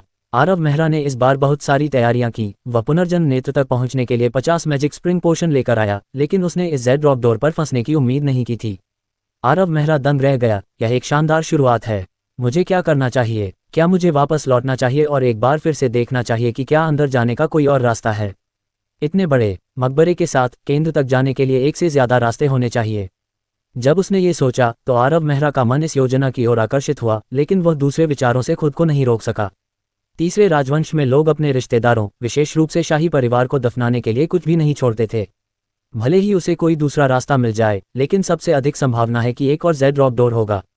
इसे भूल जाओ, हो सकता है कोई तंत्र हो। अपना निर्णय लेने के बाद आरव मेहरा ने इधर उधर देखना शुरू किया। लगभग 10 मिनट के बाद आरव मेहरा की आंखें अचानक चमक उठीं। आरव मेहरा की किस्मत बहुत अच्छी थी। जब उसने खरपतवारों के बीच से देखा तो आरव मेहरा को एक कीमिया सरणी मिली। आरव मेहरा उत्साहित था। उसने जल्दी से कीमिया सरनी की जांच की और फिर पाया कि यह जेड ड्रॉप डोर का नियंत्रण केंद्र होने की सबसे अधिक संभावना थी, लेकिन ये थोड़ा अजीब था। उस कीमिया सरनी के अवशेष बहुत पुराने नहीं लग रहे थे, अधिकतम 100 साल। ध्यान से सोचने पर जेड ड्रॉप डोर 1000 साल पुराना भी नहीं था, दिखने में ये हाल ही में काटा गया लग रहा था। इसके पीछे का कारण राजकुमार की कब्र का वातावरण होना चाहिए। इस स्पष्टीकरण के बारे में सोचते हुए आरव मेहरा ने धीरे धीरे इसके बारे में सोचना बंद कर दिया। उसने इस सरनी पर शोध करना शुरू कर दिया और आधे घंटे से भी कम समय बाद आरव मेहरा खड़ा हुआ और आह भरी। आरव मेहरा को अब यकीन हो गया था कि यह कीमिया सरनी जेड ड्रॉप डोर का नियंत्रण केंद्र थी। नहीं, अधिक सटीक रूप से यह जेड ड्रॉप डोर पर रूनिक शील्ड का नियंत्रण केंद्र था। नियंत्रण केंद्र वाला एक मंत्रमुग्ध मंत्र। आरव मेहरा अपने चेहरे पर एक विस्मयकारी भाव प्रकट करने से खुद को रोक नहीं पाए। आखिरकार मंत्रमुग्ध मंत्र का अर्थ मंत्र को हमेशा के लिए अस्तित्व में लाना था। जब तक मंत्रस्रोत गायब नहीं होता, मंत्र का प्रभाव गायब नहीं होगा। आमतौर पर उस तरह के मंत्रमुग्ध मंत्र को सक्रिय और निष्क्रिय करने जैसा कुछ नहीं होता। क्या ये राजकुमार के लिए छोड़ा गया एक पिछला दरवाज़ा हो सकता है ताकि लोग आसानी से अंदर बाहर आ जा सकें? ये बहुत तार्किक नहीं लगता। आरव मेहरा संदेह और सतर्कता के साथ कीमिया सरनी का अध्ययन करते रहे। उन्होंने जल्दी से सरनी की संरचना का विश्लेषण किया और पाया कि आश्चर्यजनक रूप से इस सरनी में कोई मान स्रोत नहीं था। आरव मेहरा इस खोज से चौंक गए। उन्होंने पहले सोचा कि विश्लेषण में कोई गलती है या सरनी की संरचना में कोई और समस्या हो सकती है, और इस प्रकार आरव मेहरा ने एक और जांच की। हालांकि वे अभी भी उसी निष्कर्ष पर पहुंचे, इस कीमिया सरनी में मानस्रोत नहीं था। यह इतना अजीब कैसे हो सकता है? आरव मेहरा को सिर दर्द होने लगा। वह समझ सकता था अगर इस कीमिया सरनी का मान समाप्त हो गया होता। आखिरकार तीसरे राजवंश के अंत के बाद से 1000 साल से अधिक समय बीत चुका था। लेकिन यह मैना थकावट की समस्या नहीं थी, क्योंकि शुरू से ही कोई मैना स्रोत नहीं था। दूसरे शब्दों में, ये कीमिया सरनी वास्तव में कभी काम नहीं करती थी। ये केवल सजावट थी। तीसरे राजवंश के राजकुमार की कब्र में ऐसी गलती कैसे हो सकती है? आरव मेहरा ने इसके बारे में थोड़ा सोचा, लेकिन वह समझ नहीं पाया। अंत में वह केवल इस प्रश्न को अपने दिमाग के पीछे अस्थायी रूप से रखने और सरनी शुरू करने का निर्णय ले सका। इसमें कोई समस्या नहीं थी। आरव मेहरा ने पहले ही 2 बार इसका विश्लेषण किया था और यह कहा जा सकता था कि वह कीमिया सरनी को अंदर और बाहर से जानता था। मैना स्रोत न होना कोई समस्या नहीं थी, क्योंकि कीमिया सरनियों के अपने ज्ञान के साथ मैना स्रोत को स्थानांतरित करना केवल कुछ मिनटों का मामला था और इसमें कोई ताकत खर्च नहीं होगी। इसके अलावा आरव मेहरा को जल्दी ही एहसास हो गया कि उसे कुछ भी जोड़ने की ज़रूरत नहीं है, क्योंकि अपने तीसरे विश्लेषण पर उन्होंने पाया कि इस कीमिया सरनी में वास्तव में एक तरह का मान स्रोत था, लेकिन यह निष्क्रिय था। कीमिया सरनी में एक हिस्सा था जो कभी सक्रिय नहीं हुआ था, जो अस्तित्वहीन न होने के बराबर था। इस प्रकार आरव मेहरा को अपने पहले 2 विश्लेषणों में कीमिया सरनी का यह अक्षम हिस्सा नहीं मिला था। ये तीसरी परीक्षा में था कि उसने कीमिया सरनी के किनारे पर इस पायदान की खोज की। इसके बाद आरव मेहरा ने कीमिया सरनी की पूरी संरचना के बारे में सोचा। कौन इतना मूर्ख होगा कि एक संपूर्ण कीमिया सरनी खींचे जिसे मान स्रोत से सक्रिय नहीं किया जा सकता है? क्या ये बर्बादी नहीं होगी? जो भी हो, मुझे पहले से ही मान स्रोत मिल गया है। अगला चरण बहुत सरल था, क्योंकि जब तक यह मान स्रोत सक्रिय था, ये सरनी की संरचना को थोड़ा बदल देगा और जेड ड्रॉप डोर पर रूनिक शील्ड काम करना बंद कर देगा। रूनिक शील्ड की सुरक्षा के बिना आरव मेहरा के लिए जेड ड्रॉप डोर को तोड़ना असंभव नहीं होगा। आरव मेहरा ने अपनी जेब में देखा, लेकिन उसे केवल कुछ घटिया माने क्रिस्टल मिले। कोई बात नहीं, घटिया माने क्रिस्टल ठीक होने चाहिए। वैसे भी कीमिया सरनी को लंबे समय तक काम करने की आवश्यकता नहीं है। घटिया माने क्रिस्टल के अलावा आरव मेहरा के पास माने की आपूर्ति के लिए केवल एलिमेंटल एम्बर रिंग और स्पिरिचुअल मैजिक स्टाफ था।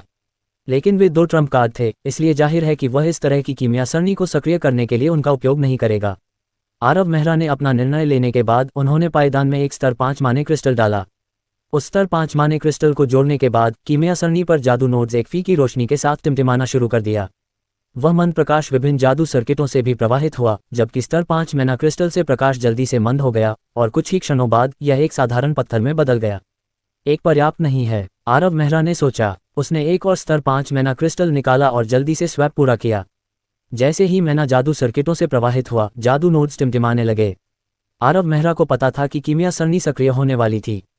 इस समय आरव मेहरा पहले से ही आध्यात्मिक जादू के कर्मचारी को पकड़े हुए था। रूनिक शील्ड से चमक के गायब होने का इंतजार कर रहा था ताकि वह जेड ड्रॉप डोर को तोड़ने के लिए अपना सबसे मजबूत जादू कर सके। रुको, तुम चोर हो! लेकिन उस पल आरव मेहरा के सिर में एक गहरी दहाड़ गूंजी। भाड़ में जाओ! आरव मेहरा को भ्रम की स्थिति महसूस हुई। उसने अपने सिर के ऊपर अपनी जादुई छड़ी को इंगित किया और उसमें से एक प्रकाश मंत्र निकला। इस समय आरव मेहरा स्पष्ट रूप से देख सकता था कि उसके सिर के ऊपर एक छाया धीरे धीरे बन रही थी। उस छाया को देखकर आरव मेहरा ने अपनी सांस रोक ली। यह एक महान दानव था, दिखने में बंजर भूमि का अधिपति, रसातल की 17वीं परत के बंजर भूमि का शासक, एक स्वर्ग जादूगर के बराबर का अस्तित्व। इस वर्तमान प्रक्षेपण का उल्लेख नहीं करना जो उतर रहा था, यहाँ तक कि थोड़ी मात्रा में विनाश शक्ति का अवतार भी आरव मेहरा जैसे सैकड़ों महान जादूगरों को आसानी से मार सकता था। वह ऐसा अस्तित्व नहीं था जिसकी तुलना वह कर सके। महान दानव आशान युग की शुरुआत के दौरान मौजूद थे। वह एक सच्चा पौराणिक युग था जब देवताओं और शैतानों ने पृथ्वी पर शासन किया था। उस अवधि के दौरान अनगिनत शक्तिशाली जीव फल फूल रहे थे।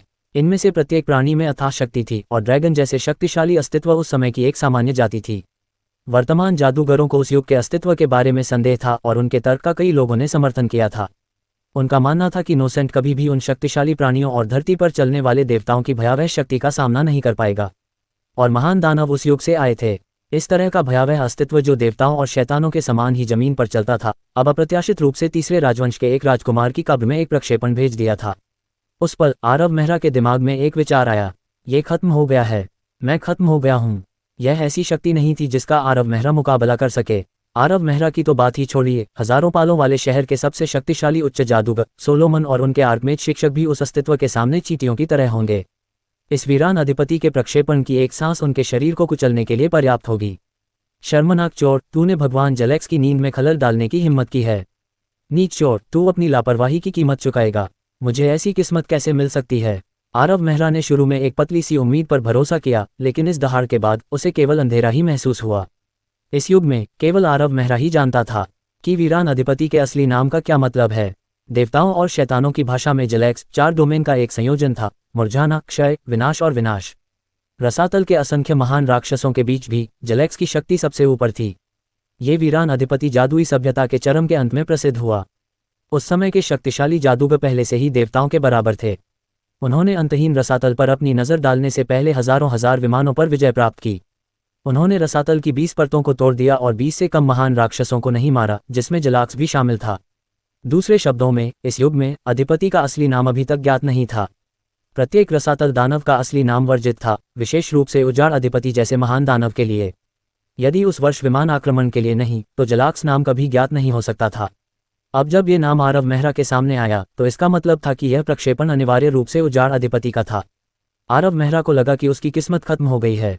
सम्मानित उजाड़ अधिपति, आरव मेहरा ने गहरी सांस ली और कर्कश आवाज में पूछने से पहले कहा, क्या आप मुझ पर विश्वास करेंगे अगर मैंने कहा कि मेरे पास गलत कमरा है? हा हा हा हा, कब्र में गगनभेदी हंसी गूंज उठी। कुछ समय तक आरव मेहरा को केवल अपने आसपास का वातावरण हिलता हुआ महसूस हुआ, फिर उसे जवाब मिला, किसने सोचा होगा कि तुम जैसा घिनौना चोर वास्तव में इस महान भगवान का नाम पहचान लेगा? हाँ हाँ, आदरणीय उजाड़ अधिपति, आपकी प्रसिद्धि असंख्य विमानों में फैली हुई है, आपकी चमक अंतहीन रसातल को रोशन करती है। हा हा हा हा, मानव, तुम बहुत दिलचस्प हो। पहली बार महान दानव की आवाज में प्रसन्नता सुनी जा सकती थी। चूंकि ऐसा है तो मैं तुम्हें एक मौका देता हूँ। ऐसा कहने के बाद एक स्क्रॉल धीरे से नीचे तैरता हुआ आया। आरव मेहरा ने हवा को सूंघा और सल्फर की सघन गंध महसूस की। वह जानता था कि यह रसातल की गंध थी। मानव, ये तुम्हारा एकमात्र अवसर है। इस अनुबंध पर हस्ताक्षर करो और तुम जलेक्स के सेवक बन जाओगे। इस तरह मैं तुम्हारी पिछली गड़बड़ी को भूल पाऊंगा। सम्मानित वीरान अधिपति, यह मेरा सम्मान होगा। आरव मेहरा ने बिना किसी हिचकिचाहट के तुरंत अनुबंध को पकड़ लिया। प्रक्षेपण ने उस समय आरव मेहरा की आंखें सिकुड़ते हुए नहीं देखा। आरव मेहरा को यह समझने के लिए केवल एक नज़र की जरूरत थी कि यह एक आत्मा अनुबंध था। अगर उसने हस्ताक्षर किए तो यह उसे हमेशा के लिए बांध देगा। उसकी आत्मा कभी भी गुलामी से मुक्त नहीं हो पाएगी। आरव मेहरा ने ऐसे कई अनुबंध देखे थे, इसलिए उसकी नज़र अधिकांश सामग्री को पार करके अंतिम भाग पर पड़ी। सेवक पद पर आरव मेहरा के नाम के लिए एक खाली जगह छोड़ी गई, जबकि मास्टर पद पर कुछ नैसर रून्स थे जो एक मोटी सल्फर गंध उत्सर्जित कर रहे थे, जलेक्स। इन नैसर रून्स को देखकर आरव मेहरा समझ गए कि इसे कैसे संभालना है। सम्मानित वीरान अधिपति, मेरे पेट में अचानक दर्द होने लगा। मुझे डर है कि मैं आपके अनुबंध पर हस्ताक्षर नहीं कर सकता। बोल्ड, जालेक्स की छाया अचानक दहाड़ उठी, जिससे कब्र के पत्थर उसी हिसाब से कांप उठे। मानव, ये तुम्हारा एकमात्र अवसर है। यदि तुम इस अनुबंध पर हस्ताक्षर नहीं करते और लॉर्ड जालेक्स के सेवक नहीं बनते, तो तुम्हारी आत्मा रसातल की लपटों में अंतहीन पीड़ा सहेगी। जलेक्स की गगनभेदी दहाड़ के साथ ही चारों ओर धूसर लपटें दिखाई देने लगीं। गंधक की गंध पूरे मकबरे में फैल गई। ये क्षय अग्नि थी। जलेक्स बंजर भूमि में रहता था, क्षय अग्नि से जलने वाली जगह जो सभी जीवित प्राणियों की आत्माओं को जला देती थी। आरव मेहरा ने महसूस किया कि जब लपटें प्रज्वलित हुई तो तापमान गिर गया। मूल रूप से भयावह मकबरा बर्फीली गुफा जैसा हो गया। प्रचंड क्षय अग्नि ने लगभग आरव मेहरा के पैरों को छू लिया, जैसे कि ज्वलंत जीभें उसकी आत्मा को पूरी तरह से बुझाने में सक्षम हो। लेकिन आरव मेहरा वहीं खड़ा रहा, बिल्कुल भी पीछे नहीं हटा। इसके बजाय उसने उजाड़ अधिपति को ऐसे देखा जैसे वह कोई प्रदर्शन देख रहा हो। ठीक है, 100 साल। एक छोटे से टकराव के बाद जलेक्स की आवाज़ अप्रत्याशित रूप से धीमी हो गई। 100 साल, ये भगवान जलेक्स की अंतिम रियायत है। ये तुम्हारा आखिरी मौका भी है, मानव। हाँ, आदरणीय वीरान अधिपति, आपकी उदारता मुझे रुला रही है। आरव मेहरा ने पहली बार मुस्कुराहट दिखाई। वह वीरान अधिपति को बिना किसी डर के देख रहा था जो उसे पहले महसूस हुआ था। लेकिन मैं फिर भी मना करूंगा, बोल। जालेक्स तुरंत गुस्से में आ गया। एक बार फिर दहाड़ने के बाद आसपास के क्षय की आग ऊपर उठी और पूरा इलाका आग की लपटों में घिर गया और धूसर हो गया। आरव मेहरा उस हड्डी को चीर देने वाली ठंड से कांपने से खुद को नहीं रोक सका, लेकिन उसकी आंखें अनुबंध को घूर रही थीं, नैसे में लिखे वीरान अधिपति के नाम को। थोड़े समय के बाद आरव मेहरा के चेहरे पर एक बार फिर मुस्कान आ गई। उसकी उंगली धीरे धीरे वीरान अधिपति के नाम पर चली गई। एक पल में कुछ नैसर रून जल्दी से गायब हो गए और वीरान अधिपति का नाम मिट गया। तुम में भगवान जलाक्स का असली नाम मिटाने की हिम्मत है। शर्मनाक चोर, तुमने शक्तिशाली भगवान जलाक्स को नाराज किया है। तुम्हारी आत्मा हमेशा के लिए अथाह आग में डूब जाएगी।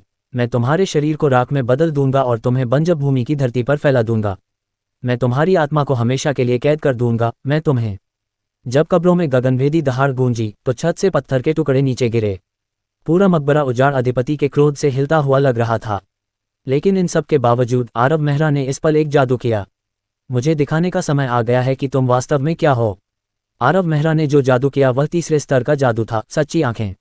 ऐसा कहा जाता था कि यह सभी भ्रमों और झूठों को देखने में सक्षम है।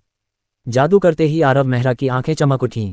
तुम कमबख्त इंसान हो। मंत्र के सक्रिय होने के बाद वीरान अधिपति के प्रक्षेपण ने एक खून जमा देने वाली चीख निकाली।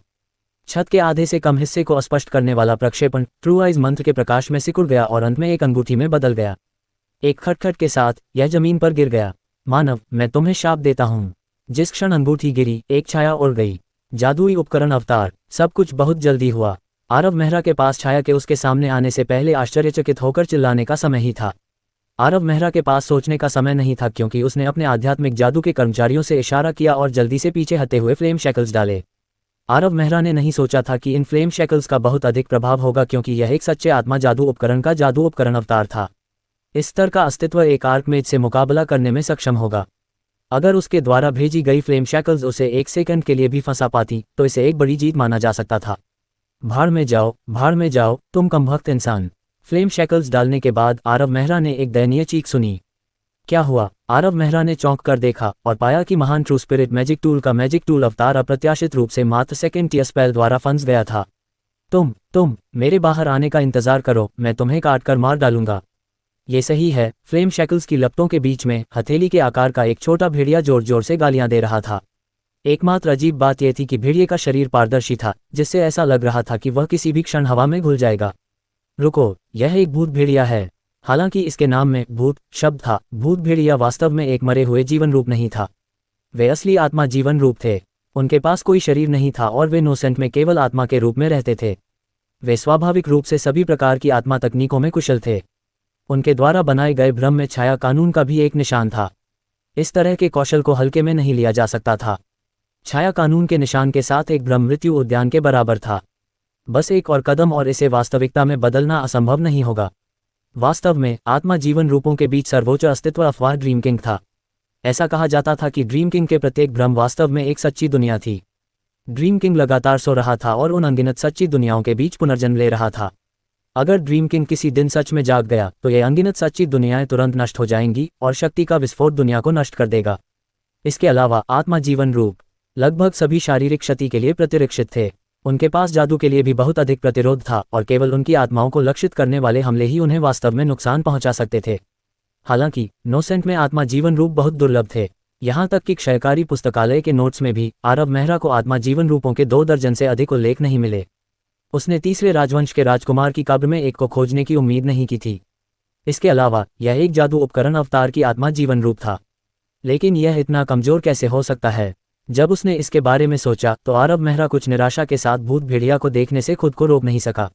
यह एक सच्चे आत्मा जादू उपकरण से एक जादू उपकरण अवतार है। ये दूसरे स्तर की लौ बंधनों से कैसे बंधा हो सकता है?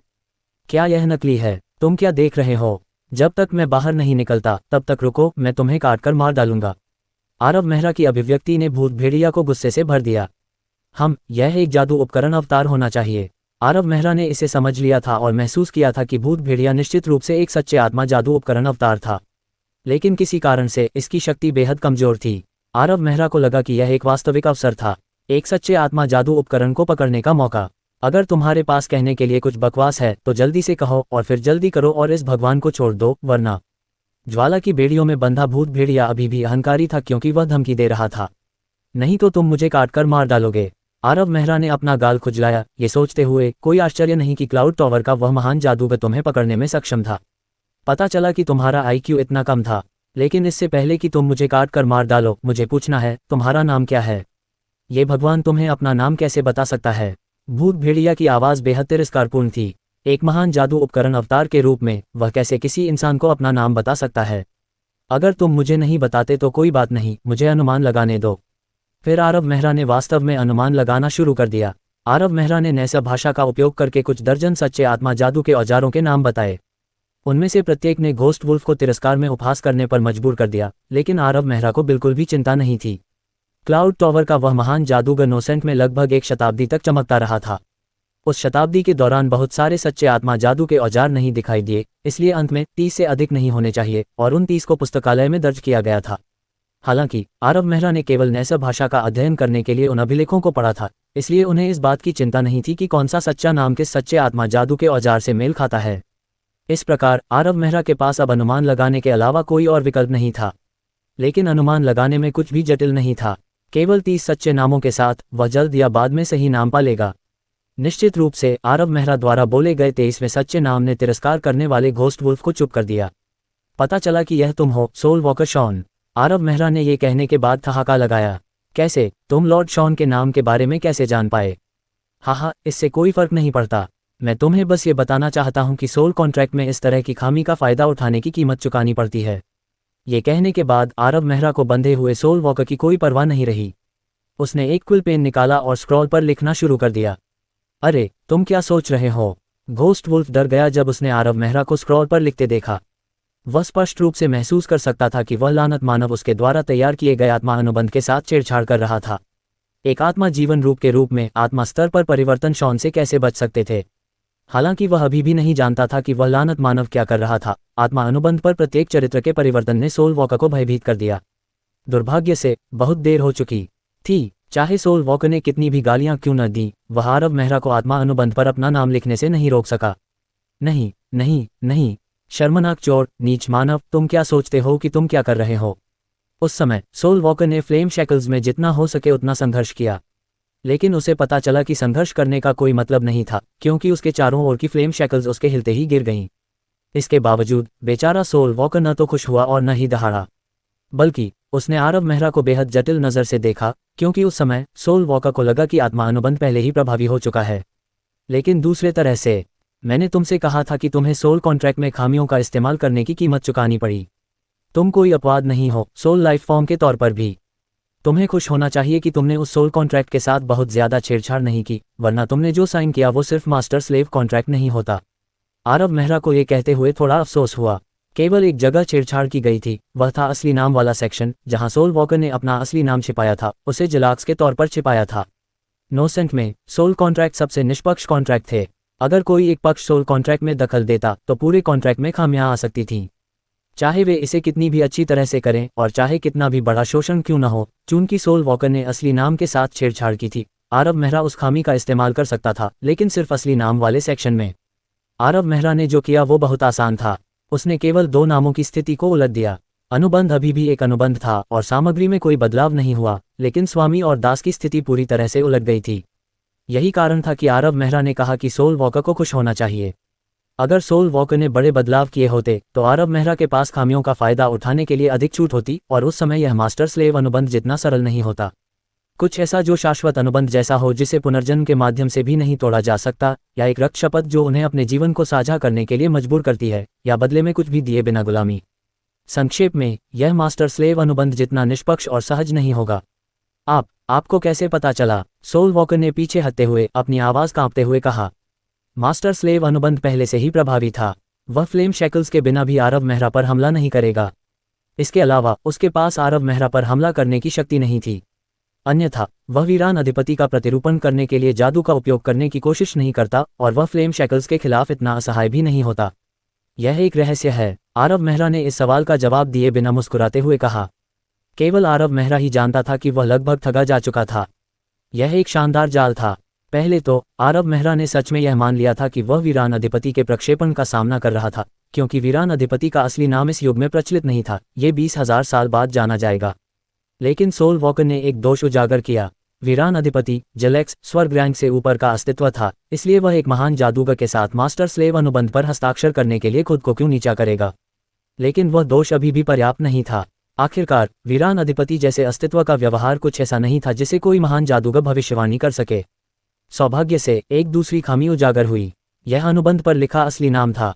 आरव मेहरा को तुरंत पता चल गया कि अनुबंध में कोई समस्या थी। असली नाम जलेक्स में केवल भगवान और शैतान की भाषा में ही अनंत शक्ति थी, फिर भी अनुबंध का असली नाम नैसर भाषा का उपयोग करके लिखा गया था। इस प्रकार आरव मेहरा ने उसकी जांच की। आरव मेहरा ने उस संदिग्ध वीरान अधिपति से सौदेबाजी करने की कोशिश की और आश्चर्यजनक रूप से सफल रहा। वीरान अधिपति के गुस्से में दहाड़ने के बाद वह वास्तव में अनुबंध की समय सीमा को 100 साल में बदलने के लिए सहमत हो गया। अगर उस समय भी आरव मेहरा यह नहीं देख पाता कि यह एक जाल था, तो वह वास्तव में उस दूसरे मौके का हकदार नहीं होता। वीरान अधिपति जैसा भयावह अस्तित्व एक मानव महान जादूगर से सौदेबाजी करने के लिए कैसे तैयार हो सकता है। आरव मेहरा ने ट्रू आइज का इस्तेमाल किया और निश्चित रूप से, क्या अब तुम्हें खुद को समझाने की बारी नहीं आनी चाहिए? समझाने के लिए ज्यादा कुछ नहीं है, मैंने सिर्फ एक कीमिया सरणी बनाई है। तुम जैसे घिनौने चोरों का इंतजार कर रहा हूं, बस इतना ही। हालांकि उसने पहले ही मास्टर स्लेव अनुबंध पर हस्ताक्षर कर दिए थे, लेकिन सोल वॉकर स्पष्ट रूप से इसे स्वीकार करने के लिए तैयार नहीं था। उसके शब्द अभी भी उपहास और तिरस्कार से भरे हुए थे। सोल वॉकर को वाकई लगा कि यह सब अस्वीकार्य था। ट्रू स्पिरिट मैजिक टूल के सोल वॉकर के रूप में वह पहले से ही 1000 साल से इस राजकुमार की कब्र में था।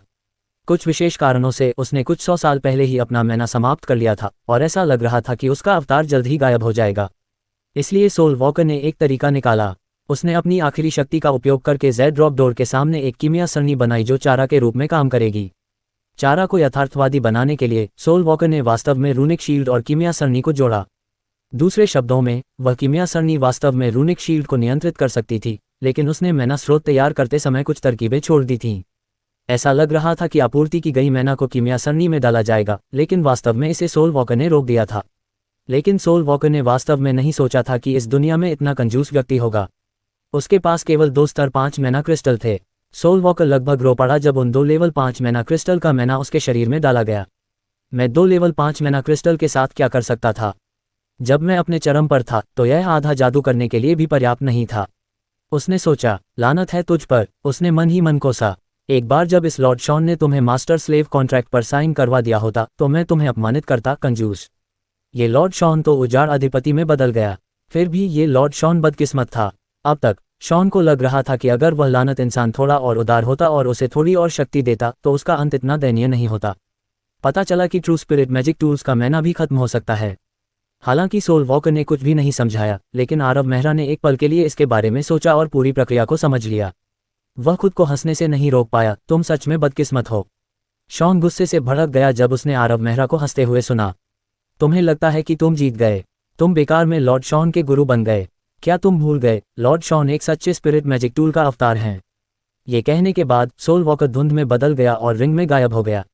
इसके बाद आरव मेहरा के कानों में गर्व भरी हंसी गूंज उठी। हा हा हा, हास्यास्पद इंसान, अब तुम्हें लॉर्ड शॉन की शक्ति का पता चल गया है।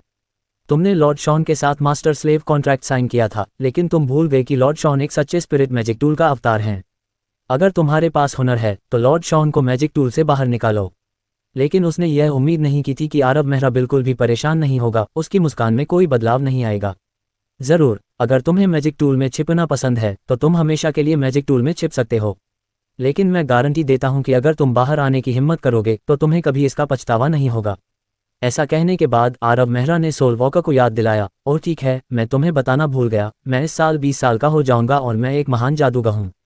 कई लोग कहते हैं कि मैं 40 साल की उम्र में एक उच्च जादूगर बन जाऊंगा और शायद कुछ 100 साल बाद मैं एक आर्कमेज बन सकता हूँ। मैंने सुना है कि आर्कमेज एक सहस्राब्दी और उससे भी ज्यादा तक जीवित रह सकते हैं। मुझे आश्चर्य है कि क्या तुम मेरी मृत्यु का इंतजार करने के लिए पर्याप्त धैर्य रखोगे। मानव, अपना समय योजना बनाने में बर्बाद मत करो। मैं पहले ही इस कब्र में एक सहस्राब्दी से ज्यादा समय तक इंतजार कर चुका हूँ। जहां तक मेरा सवाल है, एक और 1000 साल तक इंतजार करना ज्यादा से ज्यादा नींद की एक और अवधि होगी। नींद, यह अच्छी बात है। अगर ऐसा है तो मुझे आपको मैना देने की ज़रूरत नहीं है। इसके अलावा आपको अच्छी नींद दिलाने के लिए मैं आपको बिल्कुल भी परेशान नहीं होने दूंगा। मैं आपको सभी तरह के मैना उत्सर्जन से अलग करने के लिए एक कीमिया सरणी तैयार करूंगा।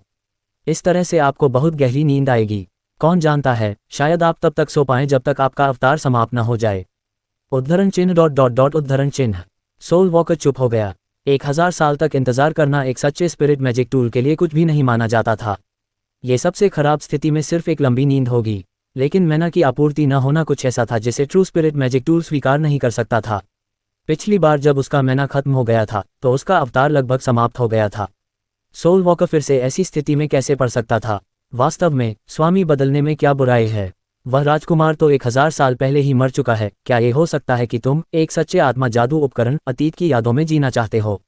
आरव मेहरा ने सोल वॉकर के रवैये को नर्म होते देखा और उसे लगा कि उसे कुछ अनुनय विनय करनी चाहिए। वह कमबख्त राजकुमार। सोल वॉकर अप्रत्याशित रूप से गुस्से में फूट पड़ा। उस पागल का जिक्र मुझसे मत करो, बारो। वह हमेशा पागल रहता था, कहता था कि हमारी दुनिया अपने अंत की ओर बढ़ रही है। लेकिन अब दुनिया अभी भी यहाँ है, जबकि उस पागल का अंत हो गया। फिर भी उसने इस लॉर्ड शॉन को 1000 साल के लिए इस अंधेरी कब्र में बंद कर दिया। क्या यादें? लॉर्ड शॉन को केवल उसके हाथों मौत का सामना करना याद है। मानव, षड्यंत्र रचने में अपना समय बर्बाद मत करो। तुम चाहते हो कि लॉर्ड शॉन तुम्हारी सेवा करे। ऐसा नहीं हो सकता। अपने आप को देखो, देखो कि तुम कितने कमजोर हो, एक तुच्छ महान जादूगर। तुम लॉर्ड शॉन जैसे सच्चे स्पिरिट मैजिक टूल को नियंत्रित करना चाहते हो, लेकिन क्या तुम सोचते हो कि तुम उस पागल की तरह हो, बारो? चलो इसे इस तरह करते हैं। मानव, तुम लॉर्ड शॉन को मैना की आपूर्ति करने की जिम्मेदारी लेते हो, और अगर लॉर्ड शॉन अच्छे मूड में है तो मैं तुम्हें कुछ शक्ति उधार दे सकता हूँ। जरूर। आरव मेहरा इस वाक्य का इंतजार कर रहे थे। उसे डर था कि सोल वॉकर रिंग में छिपने के लिए दृढ़ निश्चय होगा। उसे किसी भी मैना स्रोत से दूर रखने की पिछली विधि के अलावा आरव मेहरा के पास उसे वास्तव में दंडित करने का कोई और तरीका नहीं था। अगर वह उस विधि का उपयोग करता तो कोई भी पक्ष जीत नहीं पाता। सच्चे स्पिरिट मैजिक टूल का अवतार नष्ट हो जाता और आरव मेहरा को सच्चे स्पिरिट मैजिक टूल को पास करना पड़ता। अब जबकि सोल वॉकर सहयोग करने के लिए सहमत हो गया है, आरव मेहरा के लिए सब कुछ बहुत आसान हो जाएगा। सोल वॉकर का दावा है कि वह आरव मेहरा को तभी कुछ शक्ति उधार देगा जब वह अच्छे मूड में होगा। ये सिर्फ शॉन का दिखावा था। उन्होंने एक मास्टर स्लेव अनुबंध पर हस्ताक्षर किए थे, इसलिए अगर आरव मेहरा मर जाता है तो शॉन के लिए आसान समय नहीं होगा। कम से कम वह एक रैंक खो देगा, एक सच्चे स्पिरिट मैजिक टूल से आध्यात्मिक मैजिक टूल में डाउनग्रेड हो जाएगा। साथ ही आरव मेहरा उस समय सिर्फ एक महान जादूगर था, इसलिए सच्चे स्पिरिट मैजिक टूल की शक्ति का एक हिस्सा इस्तेमाल करना बहुत मुश्किल होगा। अगर वह सच में सच्चे स्पिरिट मैजिक टूल की पूरी शक्ति का इस्तेमाल करने की कोशिश करता तो उसकी ऊर्जा खत्म हो जाती। जब तक वह इस सच्चे स्पिरिट मैजिक टूल में पूरी तरह से महारत हासिल करने में सक्षम होगा। आरव मेहरा ने अनुमान लगाया कि ऐसा तब होगा जब वह कम से कम उच्च जादूगर रैंक पर पहुंच जाएगा। उस समय उसने अपनी 9 जादुई अराइयों को एक में मिला दिया होगा और उसकी लड़ने की शक्ति 9वीं रैंक के उच्च जादूगर के आसपास होगी। उस समय उसके पास ट्रू स्पिरिट मैजिक टूल को पूरी तरह से मास्टर करने का मौका होना चाहिए। अभी के लिए शक्ति का एक हिस्सा पहले से ही पर्याप्त था। इसके अलावा अब वह जो उपयोग करना चाहता था वह ट्रू स्पिरिट मैजिक टूल की शक्ति नहीं थी। लॉर्ड शॉन, क्या मैं आपसे एक सवाल पूछ सकता हूँ? आरव मेहरा ने फर्श पर पड़ी अंगूठी उठाई और ध्यान से उसे अपने बाएं हाथ की अनामिका पर पहना। ये जादूगरों के बीच फैले एक अंधविश्वास के कारण था। सभी जादूगरों का मानना था कि अनामिका में अथाह शक्ति होती है और इसलिए वे हमेशा अपनी सबसे शक्तिशाली जादुई अंगूठी उसी उंगली पर पहनते हैं। यह लॉर्ड शॉन के मूड पर निर्भर करता है। उद्धरण चिन्ह डॉट डॉट डॉट उद्धरण चिन्ह। आरव मेहरा ने मन ही मन कोसा। सांस लेने के बाद मैना सप्लाई को खत्म करने की अपनी इच्छा को रोकते हुए उसने बड़बड़ाते हुए कहा, मैं केवल ये पूछना चाहता था कि इस जेड ड्रॉप डोर को कैसे खोला जाए। यह नहीं होना चाहिए। उसके हाथ की अंगूठी ने एक आश्चर्यचकित करने वाली आवाज निकाली। आप काफी स्मार्ट लगते हैं मानव, आपको मुझसे ऐसा मूर्खतापूर्ण सवाल पूछने की क्या जरूरत थी? मैं राजीव मेहरा हूँ। आप मुझे मास्टर या मेहरा कहकर बुला सकते हैं, लेकिन मुझे फिर कभी सिर्फ मानव न कहें, वरना मैं नाराज होने पर मैना सप्लाई करना भूल सकता हूँ। आपको वास्तव में लॉर्ड शॉन को मैना की इतनी कम आपूर्ति से धमकाना होगा। सोल वॉकर ने दुखी होकर 2 बार नाक भान से कुड़ी, लेकिन बाद में उसने आरव मेहरा को संबोधित करने का तरीका बदल दिया। ठीक है मेहरा, अब लॉर्ड शॉन तुम्हें बताएगा कि इस जेड रॉक डोर को कैसे तोड़ा जाए। ओह ठीक है, लॉर्ड शॉन बीच बीच में कहेगा कि मेहरा नाम बहुत ही मूर्खतापूर्ण है। भाड़ में जाओ। आरव मेहरा को अपने माथे पर एक नस फड़कती हुई महसूस हुई। उसने कुछ बार जोर से सांस ली, शाप देने की इच्छा को रोकते हुए। तुम ऐसा नहीं कह सकते। तुम्हारा रवैया बहुत अच्छा नहीं है। लॉर्ड शॉन थोड़े नाखुश हैं। सोल वॉकर शुरू में दिखावटी अभिनय करना चाहता था, लेकिन इससे पहले कि वह कुछ और कह पाता, उसने महसूस किया कि मैना की आपूर्ति बंद हो गई है। शॉन, जिसने इस थोड़े समय के दौरान अपनी ताकत को ठीक होते हुए महसूस किया था, तुरंत चतुर हो गया। लेकिन इससे कोई फर्क नहीं पड़ता, लॉर्ड शॉन का मूड बहुत अच्छा है। मैं तुमसे बहस करने के लिए खुद को नीचा नहीं करूंगा। क्या तुम नहीं देखते, ये कीमिया सरणी वास्तव में लॉर्ड शॉन की शक्ति द्वारा बनाई गई थी। यह विशेष रूप से तुम जैसे मूर्ख मनुष्यों को धोखा देने के लिए बनाई गई थी। यदि तुम बहुत अधिक मैना डालते हो तो ये केवल लॉर्ड शॉन को ही आपूर्ति की जाएगी, और जहां तक सही विधि की बात है तो तुम इसे ज़ेड ड्रॉप डोर पर पा सकते हो। आरव मेहरा ने मन ही मन को कोसा, भाड़ में जाओ, ये आत्मा जीवन रूप बहुत बेशर्म है। आरव मेहरा को सोल वॉकर की याद स्पष्ट थी। ज़ेड ड्रॉप डोर में खुलने की कोई कमी नहीं थी, लेकिन कुछ बेशर्म आत्मा जीवन रूपों ने इसे छिपाने के लिए एक भ्रम का इस्तेमाल किया। आरव मेहरा उदास चेहरे के साथ आगे बढ़े और निश्चित रूप से सोल वॉकर की शक्ति के खत्म होने के बाद मूल रूप से चिकने ज़ेड ड्रॉप डोर पर एक गोलाकार तंत्र दिखाई दिया। नेसर रून्स में सकल के चारों ओर एक पहेली लिखी गई थी। जैसे ही आरव मेहरा ने दरवाजे की पहेली को हल करने की योजना बनाई, लॉर्ड शॉन की आवाज़ गूंज उठी।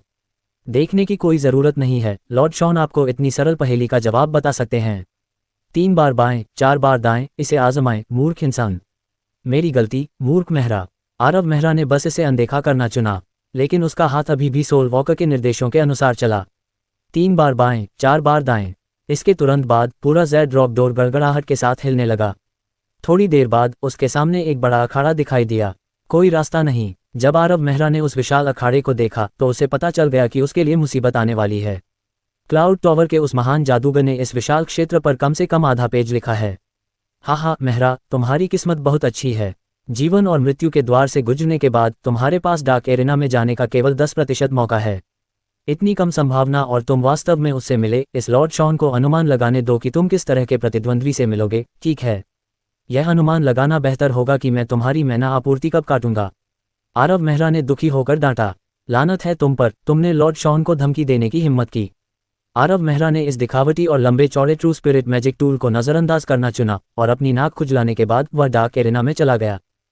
क्लाउड टॉवर के उस महान जादूगर के नोट्स में राजकुमार की सेना को डार्क एरेना में दफनाया गया था और ब्लडलाइन अभिशाप के प्रभाव में वे पहले से ही आत्मा जैसे अस्तित्व में बदल चुके थे। डार्क एरेना में दिन रात अपने युद्ध कौशल को निखारते हुए साथ ही राजकुमार की कब्र तक जाने वाले एकमात्र रास्ते की रखवाली भी कर रहे थे।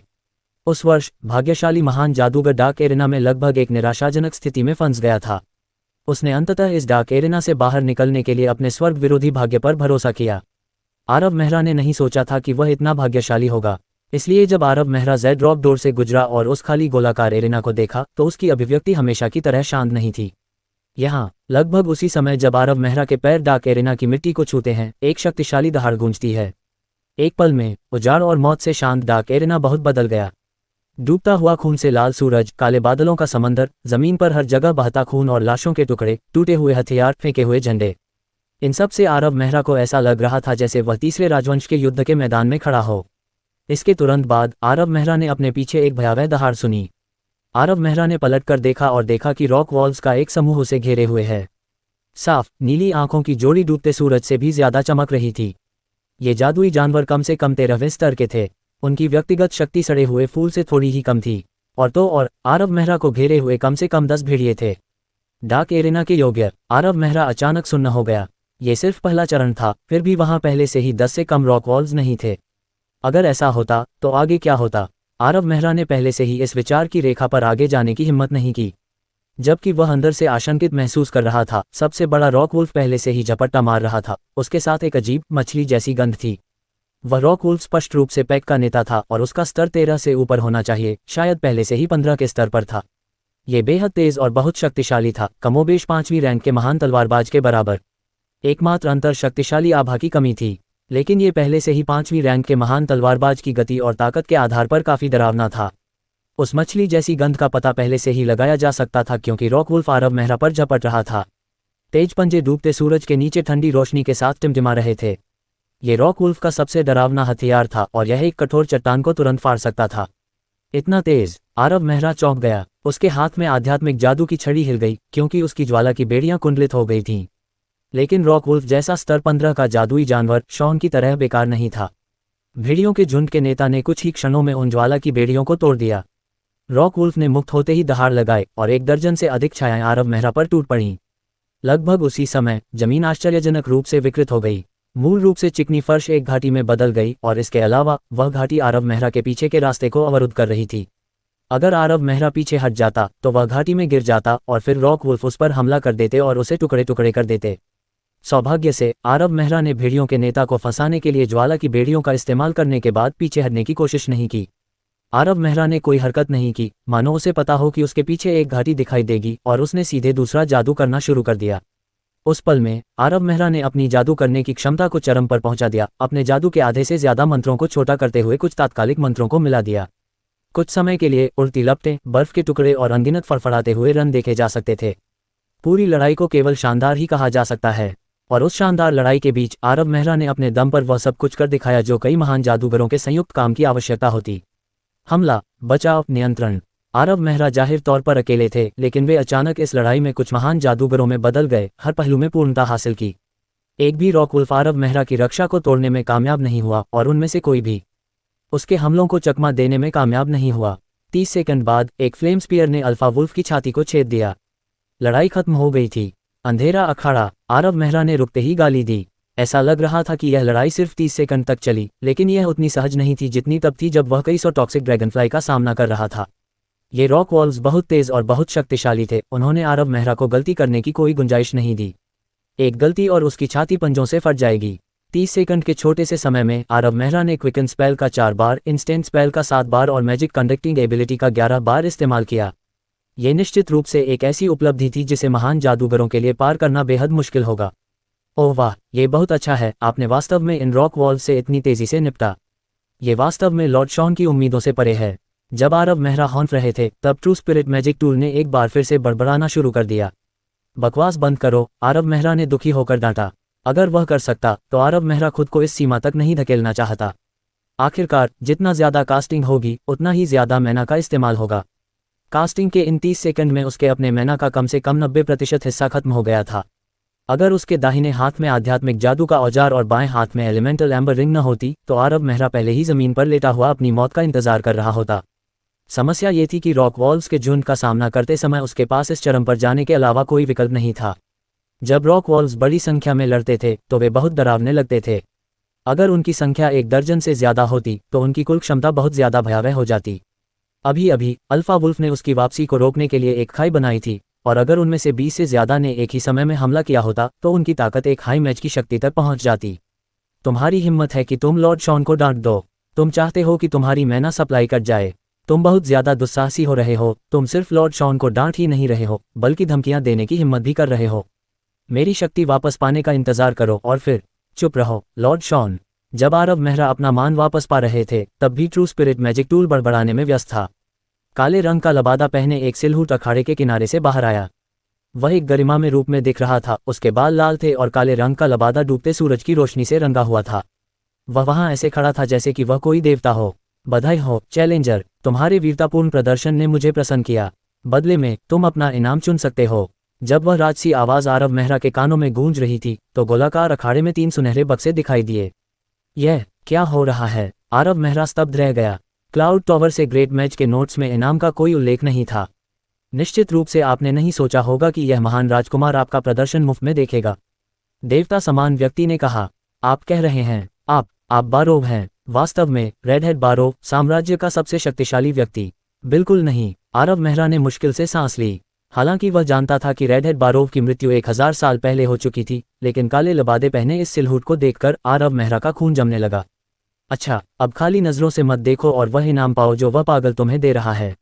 ओह ठीक है, ये लॉर्ड शॉन अच्छे मूड में है। मैं अनिच्छा से आपको याद दिलाऊंगा कि पागल बाएं हाथ का है। क्या आप इतने दयालु हैं? आरव मेहरा ने अजीब भाव से रिंग की ओर देखा। बकवास बंद करो। आरव मेहरा 3 सुनहरी संदूकों के पास गया और थोड़ी देर झिझकने के बाद उसने इस बार शॉन पर विश्वास करने का फैसला किया। उसने सबसे बाईं ओर वाला संदूक खोला। मन क्रिस्टल। जैसे ही उसने सुनहरी संदूक खोली आरव मेहरा ने भौहें सिकुड़ी। संदूक के अंदर 1 दर्जन से ज्यादा मन क्रिस्टल थे, जिनमें से हर एक लगभग 10 लेवल का था। पहले आरव मेहरा को इससे सुखद आश्चर्य हो सकता था, लेकिन वर्तमान आरव मेहरा पहले ही 2 बार उपजाऊ बोन प्लेन का दौरा कर चुका था और उसने अपने बगीचे में एक ऑब्सीडियन फूल भी लगाया था। इस प्रकार 1 दर्जन मन क्रिस्टल उसे मुश्किल से उत्साहित कर सकते थे। मन क्रिस्टल, बहुत बढ़िया। लॉर्ड शॉन के मन को फिर से भरने के लिए एकदम सही। जल्दी जल्दी, शॉन ने खुशी जताई। अरे लॉर्ड शॉन, क्या तुमने ऐसा जानबूझकर किया? ईमानदारी से आरव मेहरा को संदेह करने के लिए दोषी नहीं ठहराया जा सकता। शॉन बहुत ही असामान्य था, दयालु इरादों के साथ एक संदूक की ओर इशारा करते हुए। इसके अलावा मन क्रिस्टल के साथ एक संदूक को चुनने के लिए उसे तत्काल जरूरत थी। लेकिन आरव मेहरा को उम्मीद नहीं थी कि शॉन गुस्से में भड़क उठेगा। बकवास, लॉर्ड शॉन से सवाल करने की हिम्मत है? बर्दाश्त नहीं। डार्क एरिना मूल रूप से ऐसा ही था। जब भी आप किसी प्रतिद्वंद्वी को हराते थे तो वह पागल आपको कुछ इनाम देता था। प्रतिद्वंद्वी जितना मजबूत होता था, इनाम भी उतना ही बेहतर होता था। आपने केवल अपने पहले प्रतिद्वंद्वी को हराया है, तो आप 1 दर्जन मैना क्रिस्टल से कैसे असंतुष्ट हो सकते हैं? सच या झूठ, क्या आप खुद कोशिश करके नहीं समझेंगे?